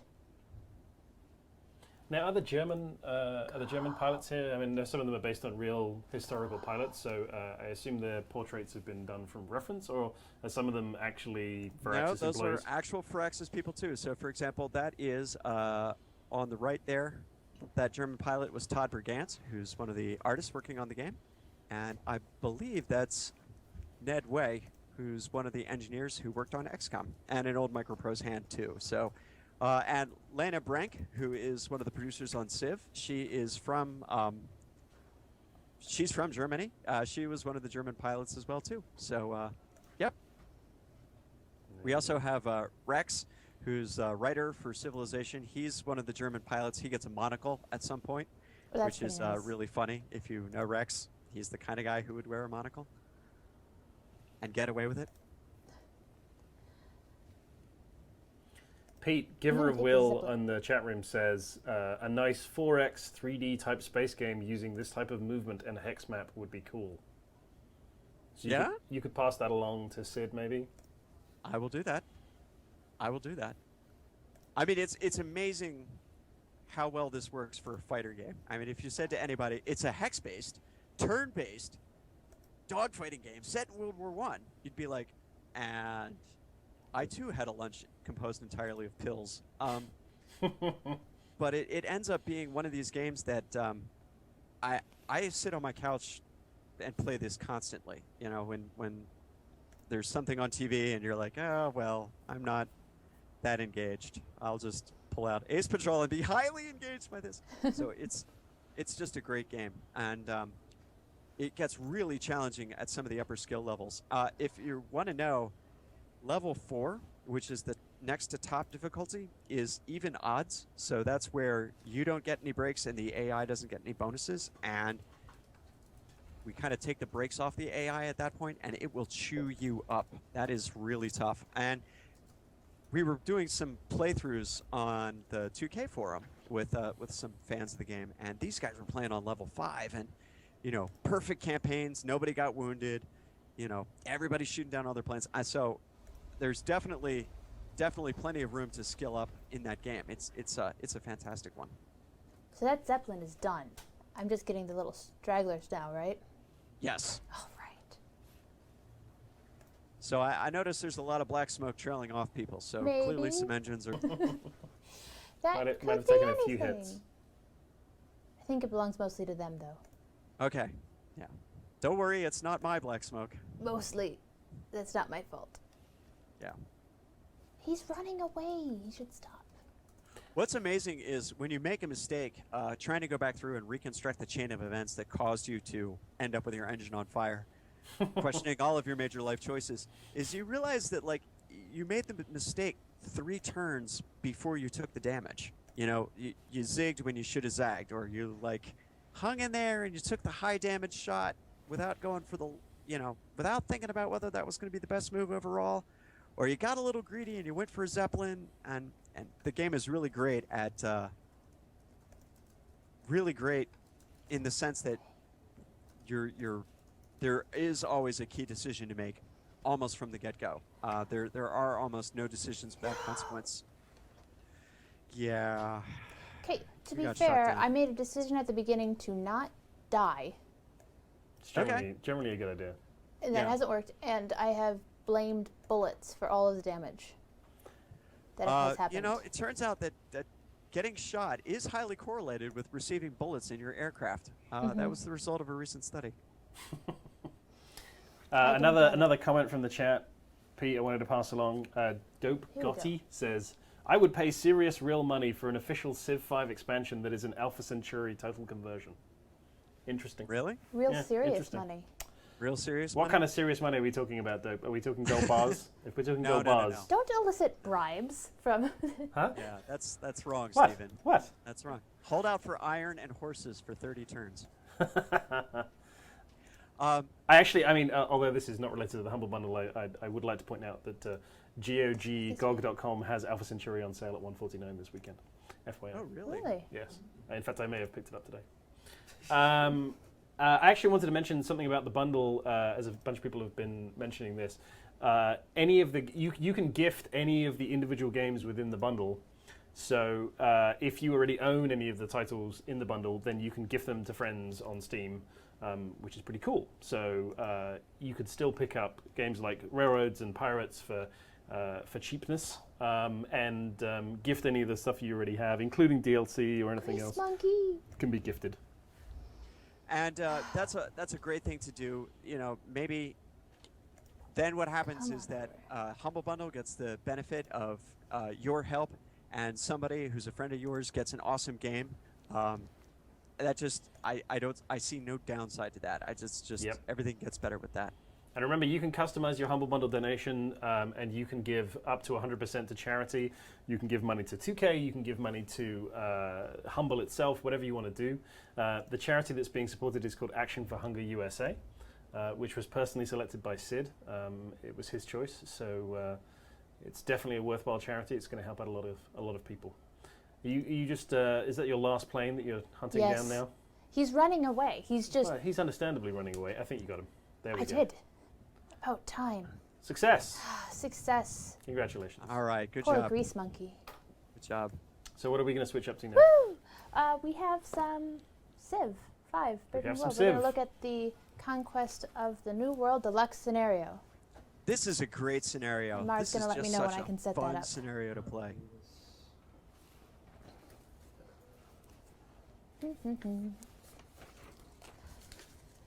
Pete and I were talking about it before, and I want to play as the Shoshone, and that's what I'm going to do. But apparently there are other strategies which you can also use. I just really like using the Pathfinder. Mara, are we all good for me to set this up? Yeah? It's a good game. Mara's continuing to work some magic.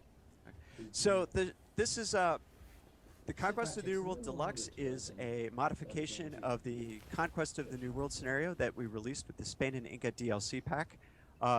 This is kind of a more robust version. It takes a lot of the gameplay innovations that were developed for Gods and Kings and Brave New World, a lot of the new civilizations, and it builds them into that framework. The game is longer now. It's 150 turns instead of 100. It's a really neat scenario in the sense that you're either going to play as a native player, trying to preserve your culture from the European invaders, or you're going to play as a European invader. You can play as the Shoshone. They're one of the civs that are in it now. The Shoshone are the perfect turtle civ. So they grab just tremendous amounts of territory every time they settle. They defend incredibly well within their borders.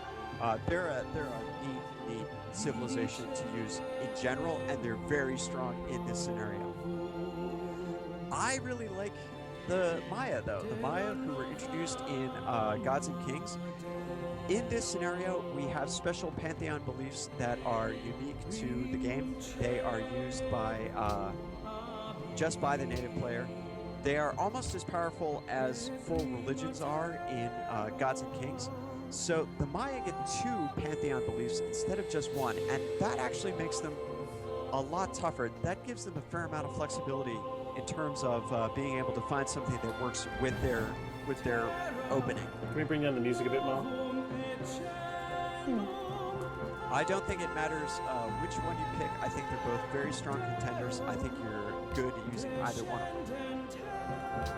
Give us a second, Pete. We're going to need to bring the music down a bit because people can't hear your awesome strategy advice. Okay, sorry. No worries. I mean, everything you're saying must be very epic with this music behind it.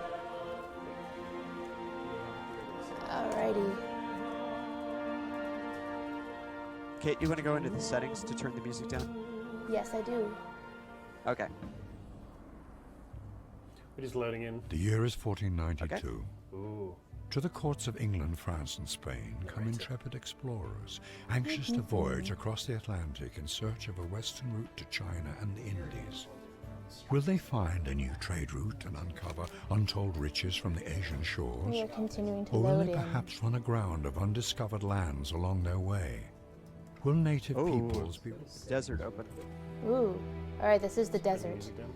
Okay. So. Oh, Mara's taking control of my game. We'll just bring the music down a bit. There we go. That's more like it. All right, there we go. We can hear Return again. Pete's wonderful There we voice. go. Okay. So we're at a desert opening. Yeah, this isn't the greatest opening in the world, but it's not the end of the world. It is floodplain. You will be able to plant farms, and it won't be bad. I would actually, if you've never seen the Shoshone in action before, this is awesome. Go ahead and plunk down your settler right there. Don't cross that river. Just But put I it down wanted right to there. be near Mount Pete. Trust me. This is the Shoshone we're talking about. Look how much territory you Let me grabbed. fix something. I just like being next to the That's a lot of mountain. territory. Right over there. Let me fix something. Oh, Mara's gonna fix something. I Sure. wonder if he's going to take back that turn and move me closer to the mountain. So I'm just going to give you a couple of questions from the chat here, Pete. Let me just find it. Here we go. Kilbert asks, what's it like to work alongside /for Sid? I always wondered how you feel about working to his beliefs, e.g. low violence. I assume that means you're not allowed to have any fights in the office. Well, they're bloodless fights. Nerf So- guns. I greatly admire him. He is a fantastic designer. He has an incredible sense of how to create an experience for people. He loves making games. He comes in every day and just codes. He was the lead gameplay programmer on Ace Patrol, meaning he did all of the heavy lifting of designing that game and running it out. It's amazing to watch him do it. He listens to everybody. No matter who you are, you can always go into the office and you say, "Hey Sid, I played this and I felt this way about it," and he sits and he listens to you. It's absolutely fantastic. I think his ability to listen to people, to create an experience, to really work from a prototype, get people playing it, listening to their feedback, that underpins a lot of what we do at Firaxis, and I think that is, I think that's what's contributed to the success of the studio and has helped make our games as compelling as they are. So it's awesome. So funny story, when I applied to work at Firaxis, I got called in for an interview, and I was like, okay, be cool. This is Firaxis. This is Sid Meier's studio. Like, don't freak out. Just be cool. So I got into the lobby of Firaxis, and they had concept art up on the walls of the leader of the advisors from Civ 3. And if you remember them, they're all based on Sid. And I'm like, right, okay. Remember, it's Sid Meier's company, but totally don't freak out about it. That's okay. Just play it cool. And then Sid walked around the corner, and I kind of lost it a little bit. It was a very, very touching moment. But it was great. It all worked out in the end. I'm here. Did you Muppet flail? Did you Muppet flail that gif? Spaghetti arms, maybe a little bit. Ooh, I'm gonna found a pantheon. Yes. All right. So let's just mention that this is the Brave New World Deluxe scenario, and this is available. Conquest of a New World. Conquest of a New World. I'm Deluxe. sorry, which is available as a free download to anyone who owns Brave New World. If you want to get Brave New World as part of the Humble Bundle, you need to pledge $15 or the equivalent at minimum. But that's fantastic value because you're picking up at that point all of the games in the bundle, all of the expansion content. You're going to get Civ 5 Gods and Kings, Civ 5 itself, the Scrambled Nation, the Scrambled Continent map packs, and Brave New World as well. And a ton of stuff. If you purchase Brave New World prior to this, you will have received this expansion as well already. So you can go ahead and look, and it will have loaded in with it as well too. So it's right there. That's right. So Kate, Yeah. How about them pantheons? I think I like Inti. Which is the desert one? Well, no. Okay. So here are my choices. I can get Faith from Cities with a city connection. I can get Faith from Quarries, Faith and Science from Plantations, and I can build libraries in Faith. The one I was looking at was faster border growth, and I already have pretty fast border growth. And the temples provide +2 happiness. Temples provide faith. Use faith to purchase settlers. And when I play with the Shoshone, I tend to build workshops and then temples and really build up faith. So I tend to choose a pantheon that is faith-based. That sounds great. Go with that then. Yes, I do want to adopt that. And my city became religious. All right. They listen to me. They do. Now, the one thing you will have to be careful of, as soon as the Europeans start showing up, they are likely to bring missionaries with them. Oh, look, it's Montezuma. Hey, buddy. All right. Now, the good part is he's probably still some distance away. And actually, in this game, Montezuma is not going to be your biggest threat. And as a Shoshone player, you're going to have the ability to establish fairly solid defenses, which kind of counteracts his rush tendencies a little bit. I would still make sure that the city that was closest to him was tooled for production, so you could turn out units faster if you needed to. I don't really have much to discuss with him at the moment. Not right now, no. Goodbye, bro. Goodbye. Another time. That's a good spot right there. I know. I moved to that spot, and it's my favorite of all spots. So it looks like you've got stone. Right. Oh, that's another good spot. I know. See, I practiced with Shoshone. There we go. Look at how happy they are there. And you're seeing with the Shoshone just how much territory you grab with that initial settlement. I mean, the Shoshone are really all about finding resources and just camping the heck out of them. So they are a great civilization if you like to play establishing your borders in the early to mid game and then just building up within that. It's a great. I think the last time I played a full game of Civ 5, I played as a Shoshone, and I got a science victory just shortly after 2000 because I could, hey, it was no problem to build rocket parts inside my own borders. See, and this is, so I sent my Pathfinders out. Yep. Because then they would find me some wonders. Yep. Another question for you, Pete. Sure. Donald23 says, what is your favorite Firaxis game when we even include the former Microprose games. So that's not really your favorite Firaxis game. It's more like God, your favorite like, Sid Meier involved game, I guess. Oh. I think mine would probably. I mean, the two that we played at the top of the stream. I think Pirates and Railroads are pretty high. I mean, Civ. There's so many. I mean, there's obviously 5 versions of Civ, so it's really tough to choose. You know, I think I probably put most time into Civ 4. Hang on. Montezuma wants embassy. Oh, watch out! Yeah, accept the embassy. That's I'm never going to. bad. You know, I tend to accept a lot of embassies. Yeah, who And I cares? just kind of say, You can always sure, no eject them problem, later on. hang out. Don't mind me. I'm building an army. How's it going? Yeah. I don't know. Going back to the favorite Firaxis or Microprose game. I mean, good God. I don't think I could pick a favorite. I mean, and that sounds canned, but I don't think I could. This is like Microprose was such a huge part of my PC gaming growing up. And even Firaxis, when I was in college, I nearly failed out my freshman year because I was majoring in Alpha Centauri for one semester. If only that was a real college degree. Yeah. Perspective futurism wasn't a thing that the University of Maryland thought very highly of at the time.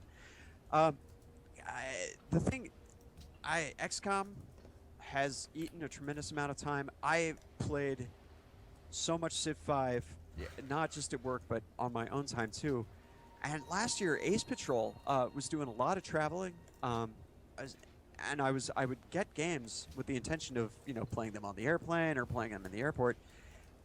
And I'd play them, and I'd be like, yeah, this is moderately compelling. I'm gonna go back to Ace Patrol and play that some more too. So please don't ask me to pick. I mean, they're all great. I didn't Donald even factor did. in XCOM. That's even more. Sorry, say Donald asked you to pick. Yes, Donald asked you to pick. It wasn't me. So- Donald 23 asked you. So you I can can't tell do it. me Yeah. how we're doing here. Here's my plan so far. I'm building roads to my cities. I've got my pathfinders out, and then I chose something, a policy that helped me build temples in half the time to kind of That is cash in on the perfect. pantheon. Yep, that's great. Then that's the kind of play Alright. you want to have is figuring out what it is you do well and building off those synergies and going with it from there.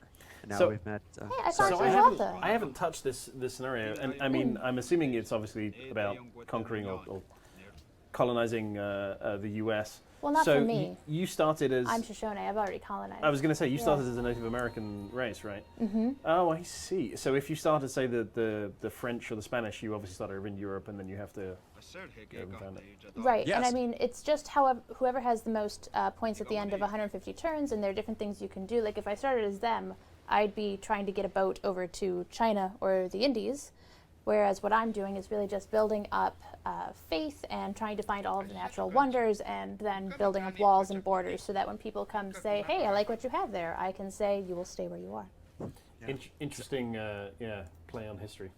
And what's really interesting, and maybe at the end of this we'll jump into the first 5-10 turns of a European player's Civ, but the New World is dynamic, but Europe is fixed. So when the game begins, Europe is basically a known quantity, and you can't expand there. There's no room to develop where your nation starts. You're basically starting from a fixed set of principles, and you're going from that. The pressure that puts on you to find a new world quickly, find those routes to China to build up the points that you get for finding a path across the seas, which is an interesting game in its own right.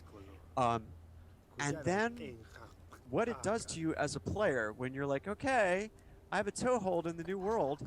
I don't like Pakal. He's kind of a jerk. I guess I could take a city, plus also it gives me a lot of victory points. That's awesome. And the European players are prevented from declaring war on each other until somebody discovers piracy later on, which is one of the techs that you can figure out. That creates a very interesting dynamic. The Europeans, because the opening of the game is so tightly constrained for them, find that route to China. There's a lot of competition. You'll see somebody's boat sail by and you'll be like, I know you're sailing the wrong direction, sucker. That's kind of interesting. And then later on, at the end of the scenario, once somebody's unlocked piracy, and then the whole world is fair game, it's a very aggressive scenario when you're playing as a European player. If anybody out there likes that sort of face smash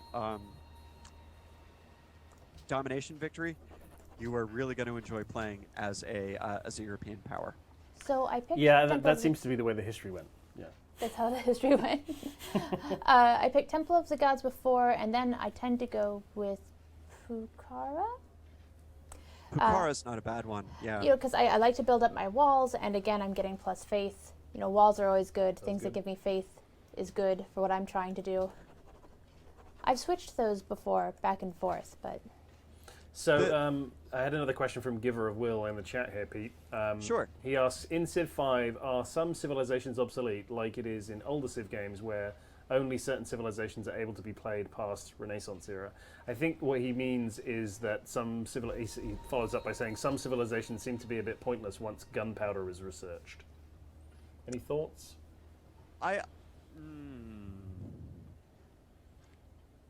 So probably not, but I can't say that for certain. I know the really, really high skill Civ players who play on deity mode constantly, single city challenge on deity, things like that, know what civs come into their greatest power at different times in the game. And they might say, well, of course, you know, you can't win as the Zulu if you ever get to the Renaissance and you haven't beaten everybody, the game's over.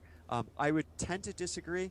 I would say that, like everything else in Civ, if you're heavily favoring one avenue of approach and you don't have a second, you can find yourself in the corner very quickly. And I would say the flexible Civs tend to respond a lot better. Things like Poland, with their ability to get additional social policies when an era changes.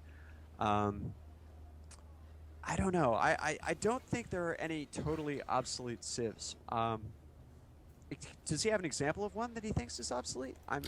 He was saying the Mayans, the Mongolians, and that sort of thing. go build a No, road. the Mongolians definitely not. The Mayans. The Mongolians definitely stay not. brutal for a long time. Yeah. You can. Yeah. The trick with the Mongolians is to rush to horsemen, build the Keshik, and then just keep upgrading those guys over time. Like, and this is something people tend to forget about in Civ 5, is that those upgraded units carry their promotions and abilities with them forward sometimes, and that, well, they'll carry their promotions forward. Not always will the abilities transfer, but that will make them a lot more powerful later on in the game. So if you're worried that you've got a Civ that doesn't do well after gunpowder, like, okay, so kill a lot of guys early in the game, make them musketmen, and then just keep killing guys. That's how you keep them strong. Why do you want me to build it that? Go ahead. So, Pete, I tend to find myself kind of ignoring barbarians. I don't know if it's just because I find myself too busy to bother with them, but it's only when I'm playing this scenario. I just kind of, oh, you found a barbarian encampment. I guess that's cool. Like, I tend to keep my pathfinders looking for those natural wonders. Yeah. Am I totally missing out on? No, you don't want to ever use your pathfinders to engage barbarians, although you do want to squash them. Barbarians are the bane of trade routes. I mean, there's nothing like losing a caravan unit or Which is what I'm building right now. or a workboat unit. Yeah, because it happened to blunder near a barbarian camp that fog spawned while you weren't looking. I mean, that's just, they need to be dealt with, and especially on a time-limited scenario like this one, like, you want to have enough of a standing army that is kept around just for sweeping out the barbarians from your borders. It will end up being less difficult over time, and then the advantage is sometimes those barbarians are bothering city-states, and as you clear them out, you get the positive Diplo reaction from the city-states too. All right, so what should I be doing with this dude? So I have him. He's my archer. Okay. He was just kind of hanging out, exploring. You know, I sent him on an errand. Yeah. And I don't really want to make it an enemy with these guys, and yet my ability to move has been very limited. Disband him. Disband him. Yep. Delete the unit. I'm always so afraid to do that. It has the skull and everything. All right. I know, but that unit's not doing you any good right now, and it's going to be a drain on your resources at paying for the upkeep for him. And you can always build or buy another one, especially if you're cranking on gold. That's true. At the moment, I'm building roads and caravans. Okay. Now, if that was a veteran unit or you had discovered navigation and you had the ability to embark and get out of the way, I would say, yeah, don't delete the unit. But right now, it is totally not worth the agony of trying to get him back around. It's good to know. Chat may have a different notion of what to do in that situation. Hey, look, Golden Age. I killed them Congratulations. off, and they're so happy. Golden Age. So chat, if you have any suggestions for what to do in that sort of a situation, Yeah. I'd love to hear them too. Rookie military units are not anything I get super attached to.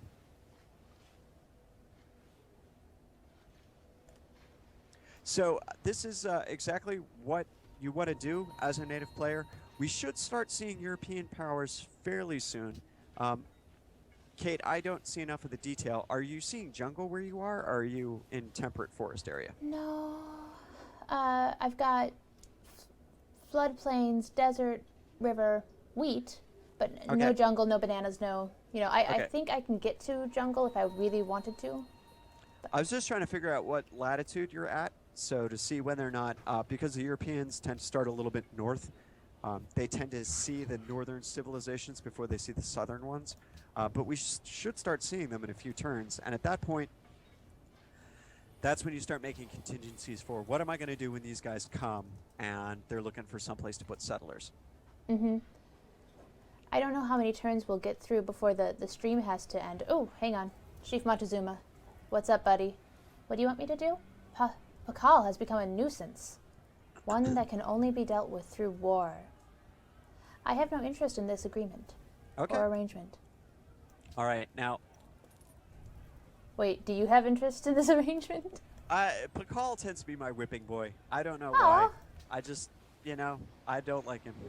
He's just What? something about him. I like his face. It's a bad face. Oh, another production. What should we Yeah. make? Can we build some of the wonders? Are any of the That's wonders available what to I you? want to work on. I'm gonna go with... Wait, let's see if any of the specific scenario wonders are in there. Which one is that? This is, oh my gosh, Blythe Intaglios. Oh, the Blythe Intaglios. Yep. And then we have Chichen Itza, Heroic Epic, National Epic, and Texcov. I've seen that name because I watched El Dorado once. Yeah. You want to build the Blythe Intaglios. I think Yep. that's the one that you want to. The faith and Yep. production boost will help. So let's Go, go man, ahead. go. And that's an example of a native-specific wonder that you can build for this scenario. So the natives get one set of wonders, and the Europeans get a different set of wonders.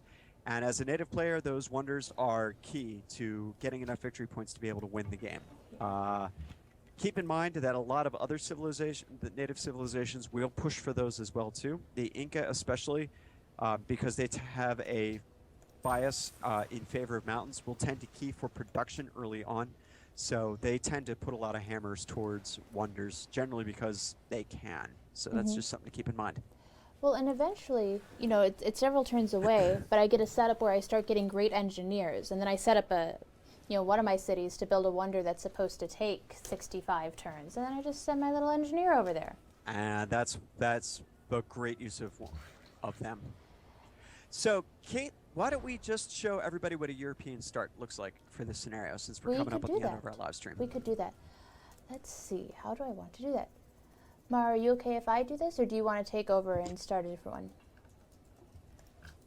You can do it. Okay. I'm going to exit back to the main menu. Yeah, I don't need to save this one. I have my save on my computer. Mar, you can't use that. Yeah, Nothing for you. Well, it'll have auto saved, so you can always be able to pull up one of the auto saves if you need to as It well. doesn't mean Mar can use it. I got my own Shoshone save. You have your own Shoshone save? I do actually. Do you tend to... I go workshops and then trade route within. So I have this little bustling economy. We're all happy. Then I start building up walls, and all of a sudden I just start turning out a whole bunch of military units that are hanging out in forts. And I just wait for Elizabeth to say something I don't like. And that's kind of how I play. So the last time I played this scenario, I did a lot of, oops, caught your settler, because I was a few tiles off the coast. And as soon as I saw somebody's settler materialize in the distance, I would send a military unit up to capture it. I got a lot of workers that way and made a lot of enemies. It was wonderful. It wasn't really a time for making friends, was it? No, it really wasn't. No. How's the chat going, Stephen? Good. We're chatting about XCOM and a few other different things right now. I don't want to be random. Okay, which European... So I've tended to play as more indigenous peeps. Do you have a favorite or someone we want to focus on, Pete? I like Portugal, although they're all strong in their own unique ways. The Dutch are good, but Portugal's a lot of fun. I like too. the Spanish only because this is, Conquest of the New World and seems historically appropriate. But, So the one cool thing is that the Spanish had the Conquistador unique unit. Everybody can build Conquistadors in Conquest of the New World once you research the appropriate tech. So you can have Portuguese Conquistadors, you can have Conquistadors. All right, it's Isabella very or Catherine? Chat, what do you want? Chat is, of course, about 30 seconds behind us, but chat, do tell us what you would like to see us start this European version of the scenario. Historically, I like Catherine. Catherine's one of those cool historical figures where she has a different name Go ahead and depending on choose, where yeah. you go. Yeah. Is she the great? Is she the mad? Depends on where you're standing at the time. Yeah, What pretty country much. are you in? Pretty much. The English kind of their maritime approach gives them a big advantage in trying to find those routes to China, although I've certainly beat them out as the Dutch and as the Portuguese before. There's a vote for Portugal in here. All right. Okay. Donald says That's- Portugal. All It's right. good enough for us. Yes. That's a quorum. And we're loading. The year is The year is 1492. 1492. So I Oh, really there he is. just wanted everybody to see courts of kind of England, what the France, setup and for the Spain Europeans come looks like here. intrepid You're going to see a lot of Anxious constrained to space. You're voyage going to see a across lot the of walled-off Atlantic in territories. search You're going to of see a western lot route to of China and the funny-looking, Indies. doesn't look like Will modern they national find borders. any Some of that is trade gameplay. So, for example, the untold British riches on can't the Asian completely lock off shores? the Dutch from the Or will they Atlantic Ocean. perhaps run aground But of you're going to see undiscovered Portugal lands here along their clinging way? to the side of Spain. Will native peoples be We're going to begin receptive? our journey. You know, Does this that is surprise you, Pete, that Portugal is located in the place that it is in the real world? I was a little surprised when I saw that. Yeah, it's a little bit bigger than real life Portugal. A little bit smaller, really. Now look at all this cool stuff I have. Okay, Pete, you're going to have to help me out here because this is not what it looks like when I play a Shoshone. This is terribly different. No, this is very different. Now, keep in mind, actually, the big thing to do would be to go into that city screen. So close out of your build queue for a second and I click didn't on wanna this be bit there. itself. If you look at all of the things you start with, Look at these things. yeah. So this is Western civilization having been cranked on for a few millennia.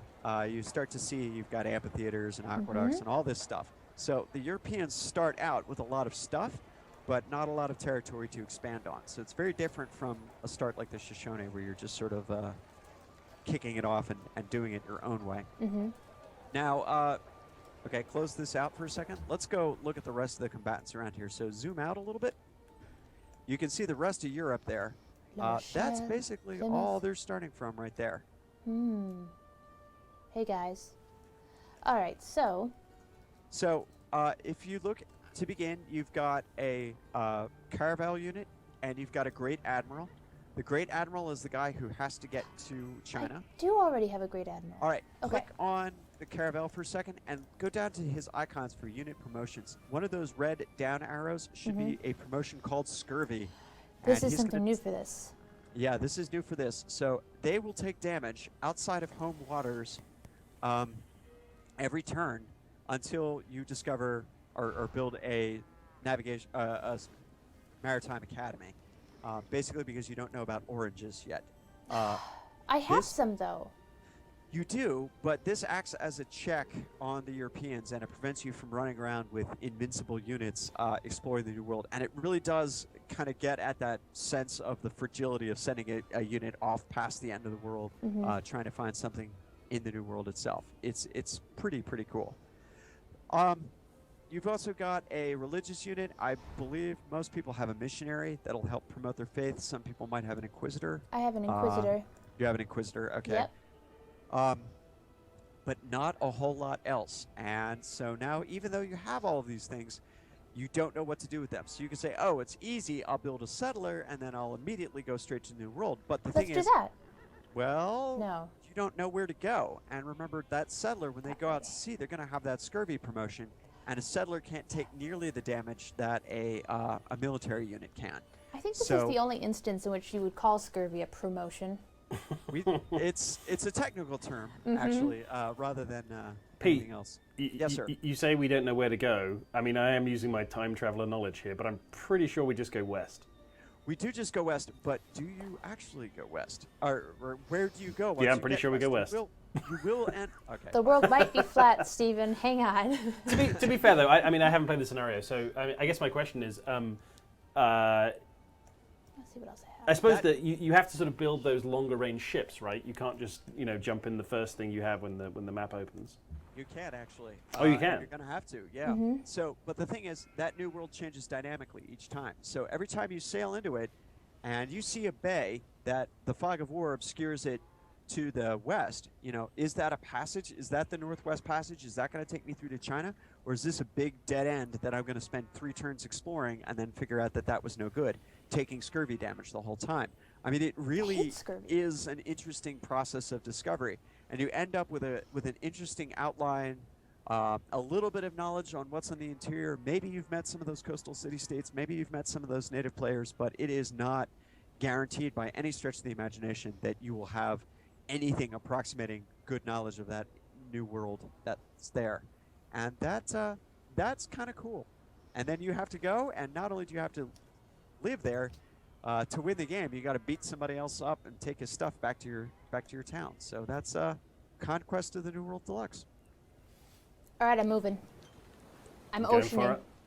Okay, now move your Great Admiral, and look how much difference it comes when he explores. Let's see how much he can see. Oh, look at how far he can go. That far. Wow. Yep. Go into And the clouds. He's got a lot more visibility. He's really your major exploration unit, but he's also your diplomat. He's the guy you need to get to China. He's the guy that you have to protect more than anything else. He's more valuable than 10 caravels, so which is not a bad thing to build at this point. A caravel. See, I was going between these two. Naval unit, fast run. All right, I want exploration. There we go. Which other unit needs orders? So, I've got an Inquisitor.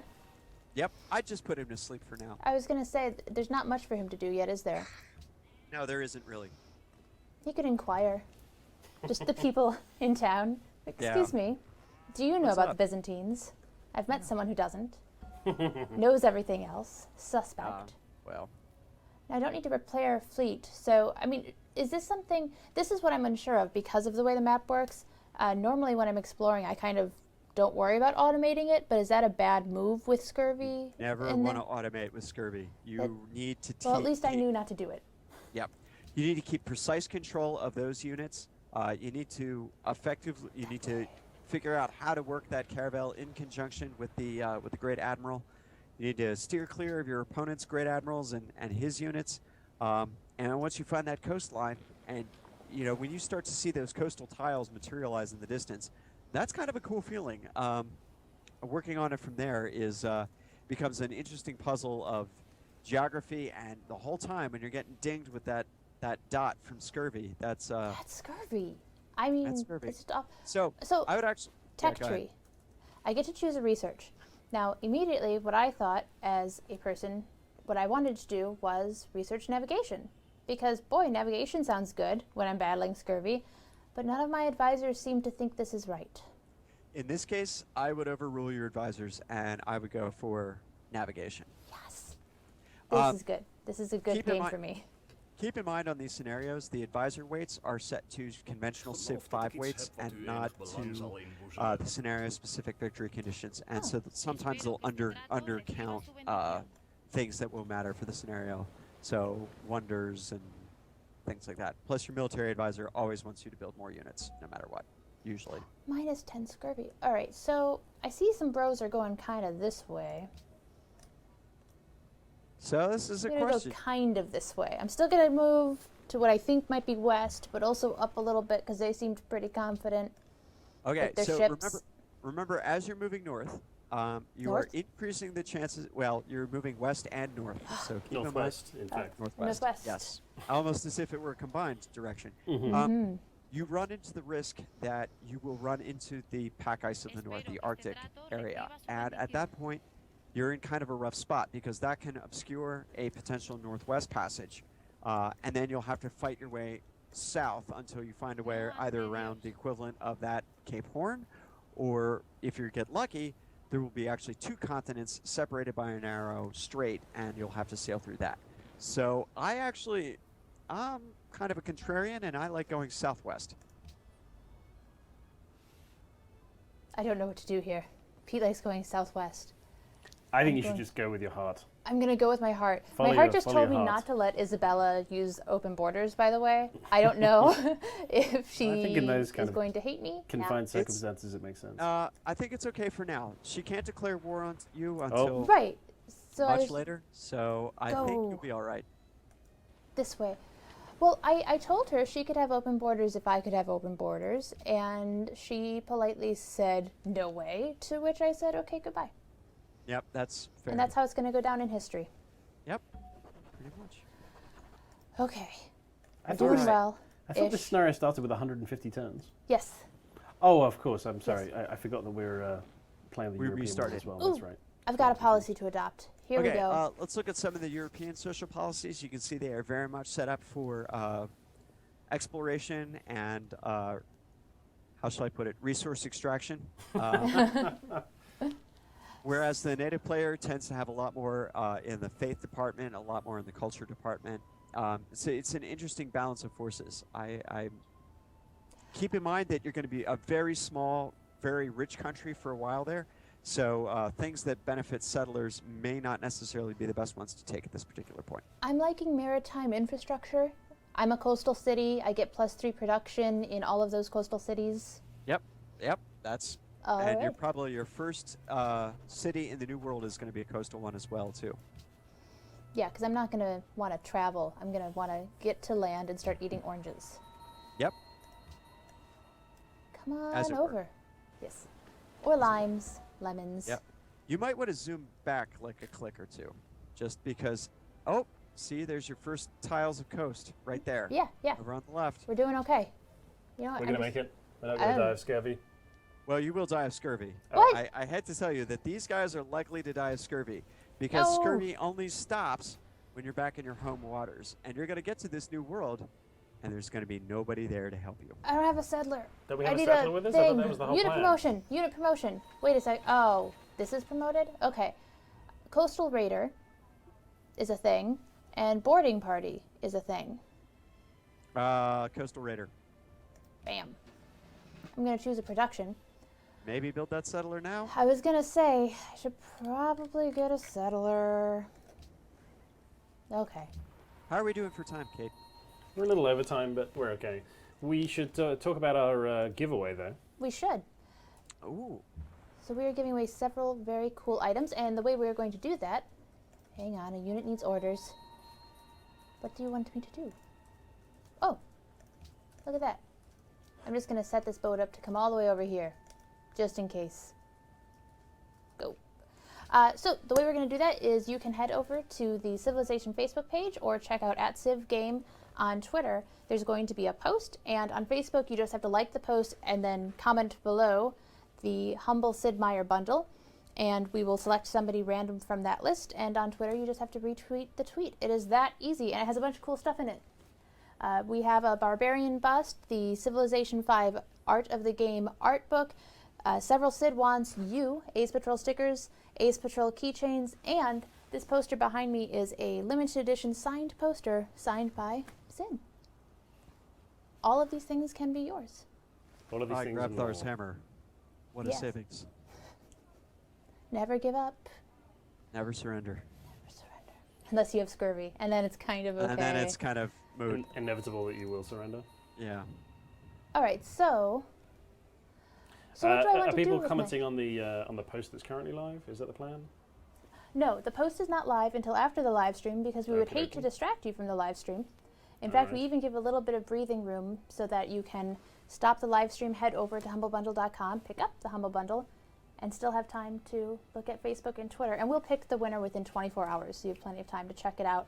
It also gives people that are checking this video out in the archives a chance to win too. So did we want to go over anything else with the Humble Bundle? I know we're going over. No, I think we just want to Time a remind little everybody. I'm sure almost everybody who's been watching us has been picking up the bundle. But yeah, make sure you pick it up. You know, you can pay as much as you want for up to, what is it, 7 games or something like that? Civ 3, Civ 4? So many. I mean, 4 if games, 1, 2, 3, 4, 5. 5 in the core. 6, 6, 7. 7. 7. 7 games? 7 games. 7 games. Over the average, 7 it gets you games. 7 games. Yes. Yes. And expansion material, the Scrambled Nations and Scrambled Continent map packs, which are awesome. They use a map script that dynamically generates the interiors of continents and countries every time you play them. So, you know, the heart of Africa or North America changes each time you play it. They're just fantastic, fantastic tools for somebody who plays Civ a lot. Well, Stephen, if you don't have any other questions from the chat. Now everyone just wants to know how to get their giveaway. So that's Oh, social media. So I've given you the Hang Facebook tight. link, the Facebook link and the Twitter link. So you should definitely be liking us on Facebook at facebook.com/Civ, and following us on Twitter at twitter.com/CivGame. And we also have at Sid Ace Patrol for Ace Patrol, which is also part of the bundle. That's true. And you can follow Firaxis Games on at Firaxis Games if you look at the little @ sign underneath Pete's darling face. And thanks to everybody who watched the stream today. It was a lot of fun to go through and play these games. These are some fantastic games. It is amazing how fast 2 hours will slip by. The you know, power of Sid Meier. You know, I if I know. hadn't said anything, we'd still be on railroads. Yeah, That's true. that's we what would be happening It's, right now. yeah. Okay, well, thanks so much, everyone, for joining us. Like Stephen said, you can find Civilization at @CivGame. You can find 2K at @2K. He's been putting in the links in the chat for the social media stuff, for the giveaway, and of course, you can always head over to humblebundle.com to pick up this bundle. We've got until Tuesday. This bundle is going on until Tuesday, is that correct? Yeah, 3 days, 21 hours left. that's right. There's Pete, always with the exact. It's right there. So thanks so much, everybody. I'm going to say goodbye. Stephen, do you want to duck in? Bye. Bye, everyone. Thanks so much. Thanks, Pete. Thank you. I'm going to see if I can avoid scurvy while Mar Wait, I'm switching. is turning it off. I'm gonna turn it on. Give me back my mouse. Oh, I can't touch the mouse. Mar's going to let me die of scurvy. Of course. Mhm. Mara, I'm going to disconnect the monitor channel, the monitor Skype, so your phone is Bye, now Pete. no longer hijacked.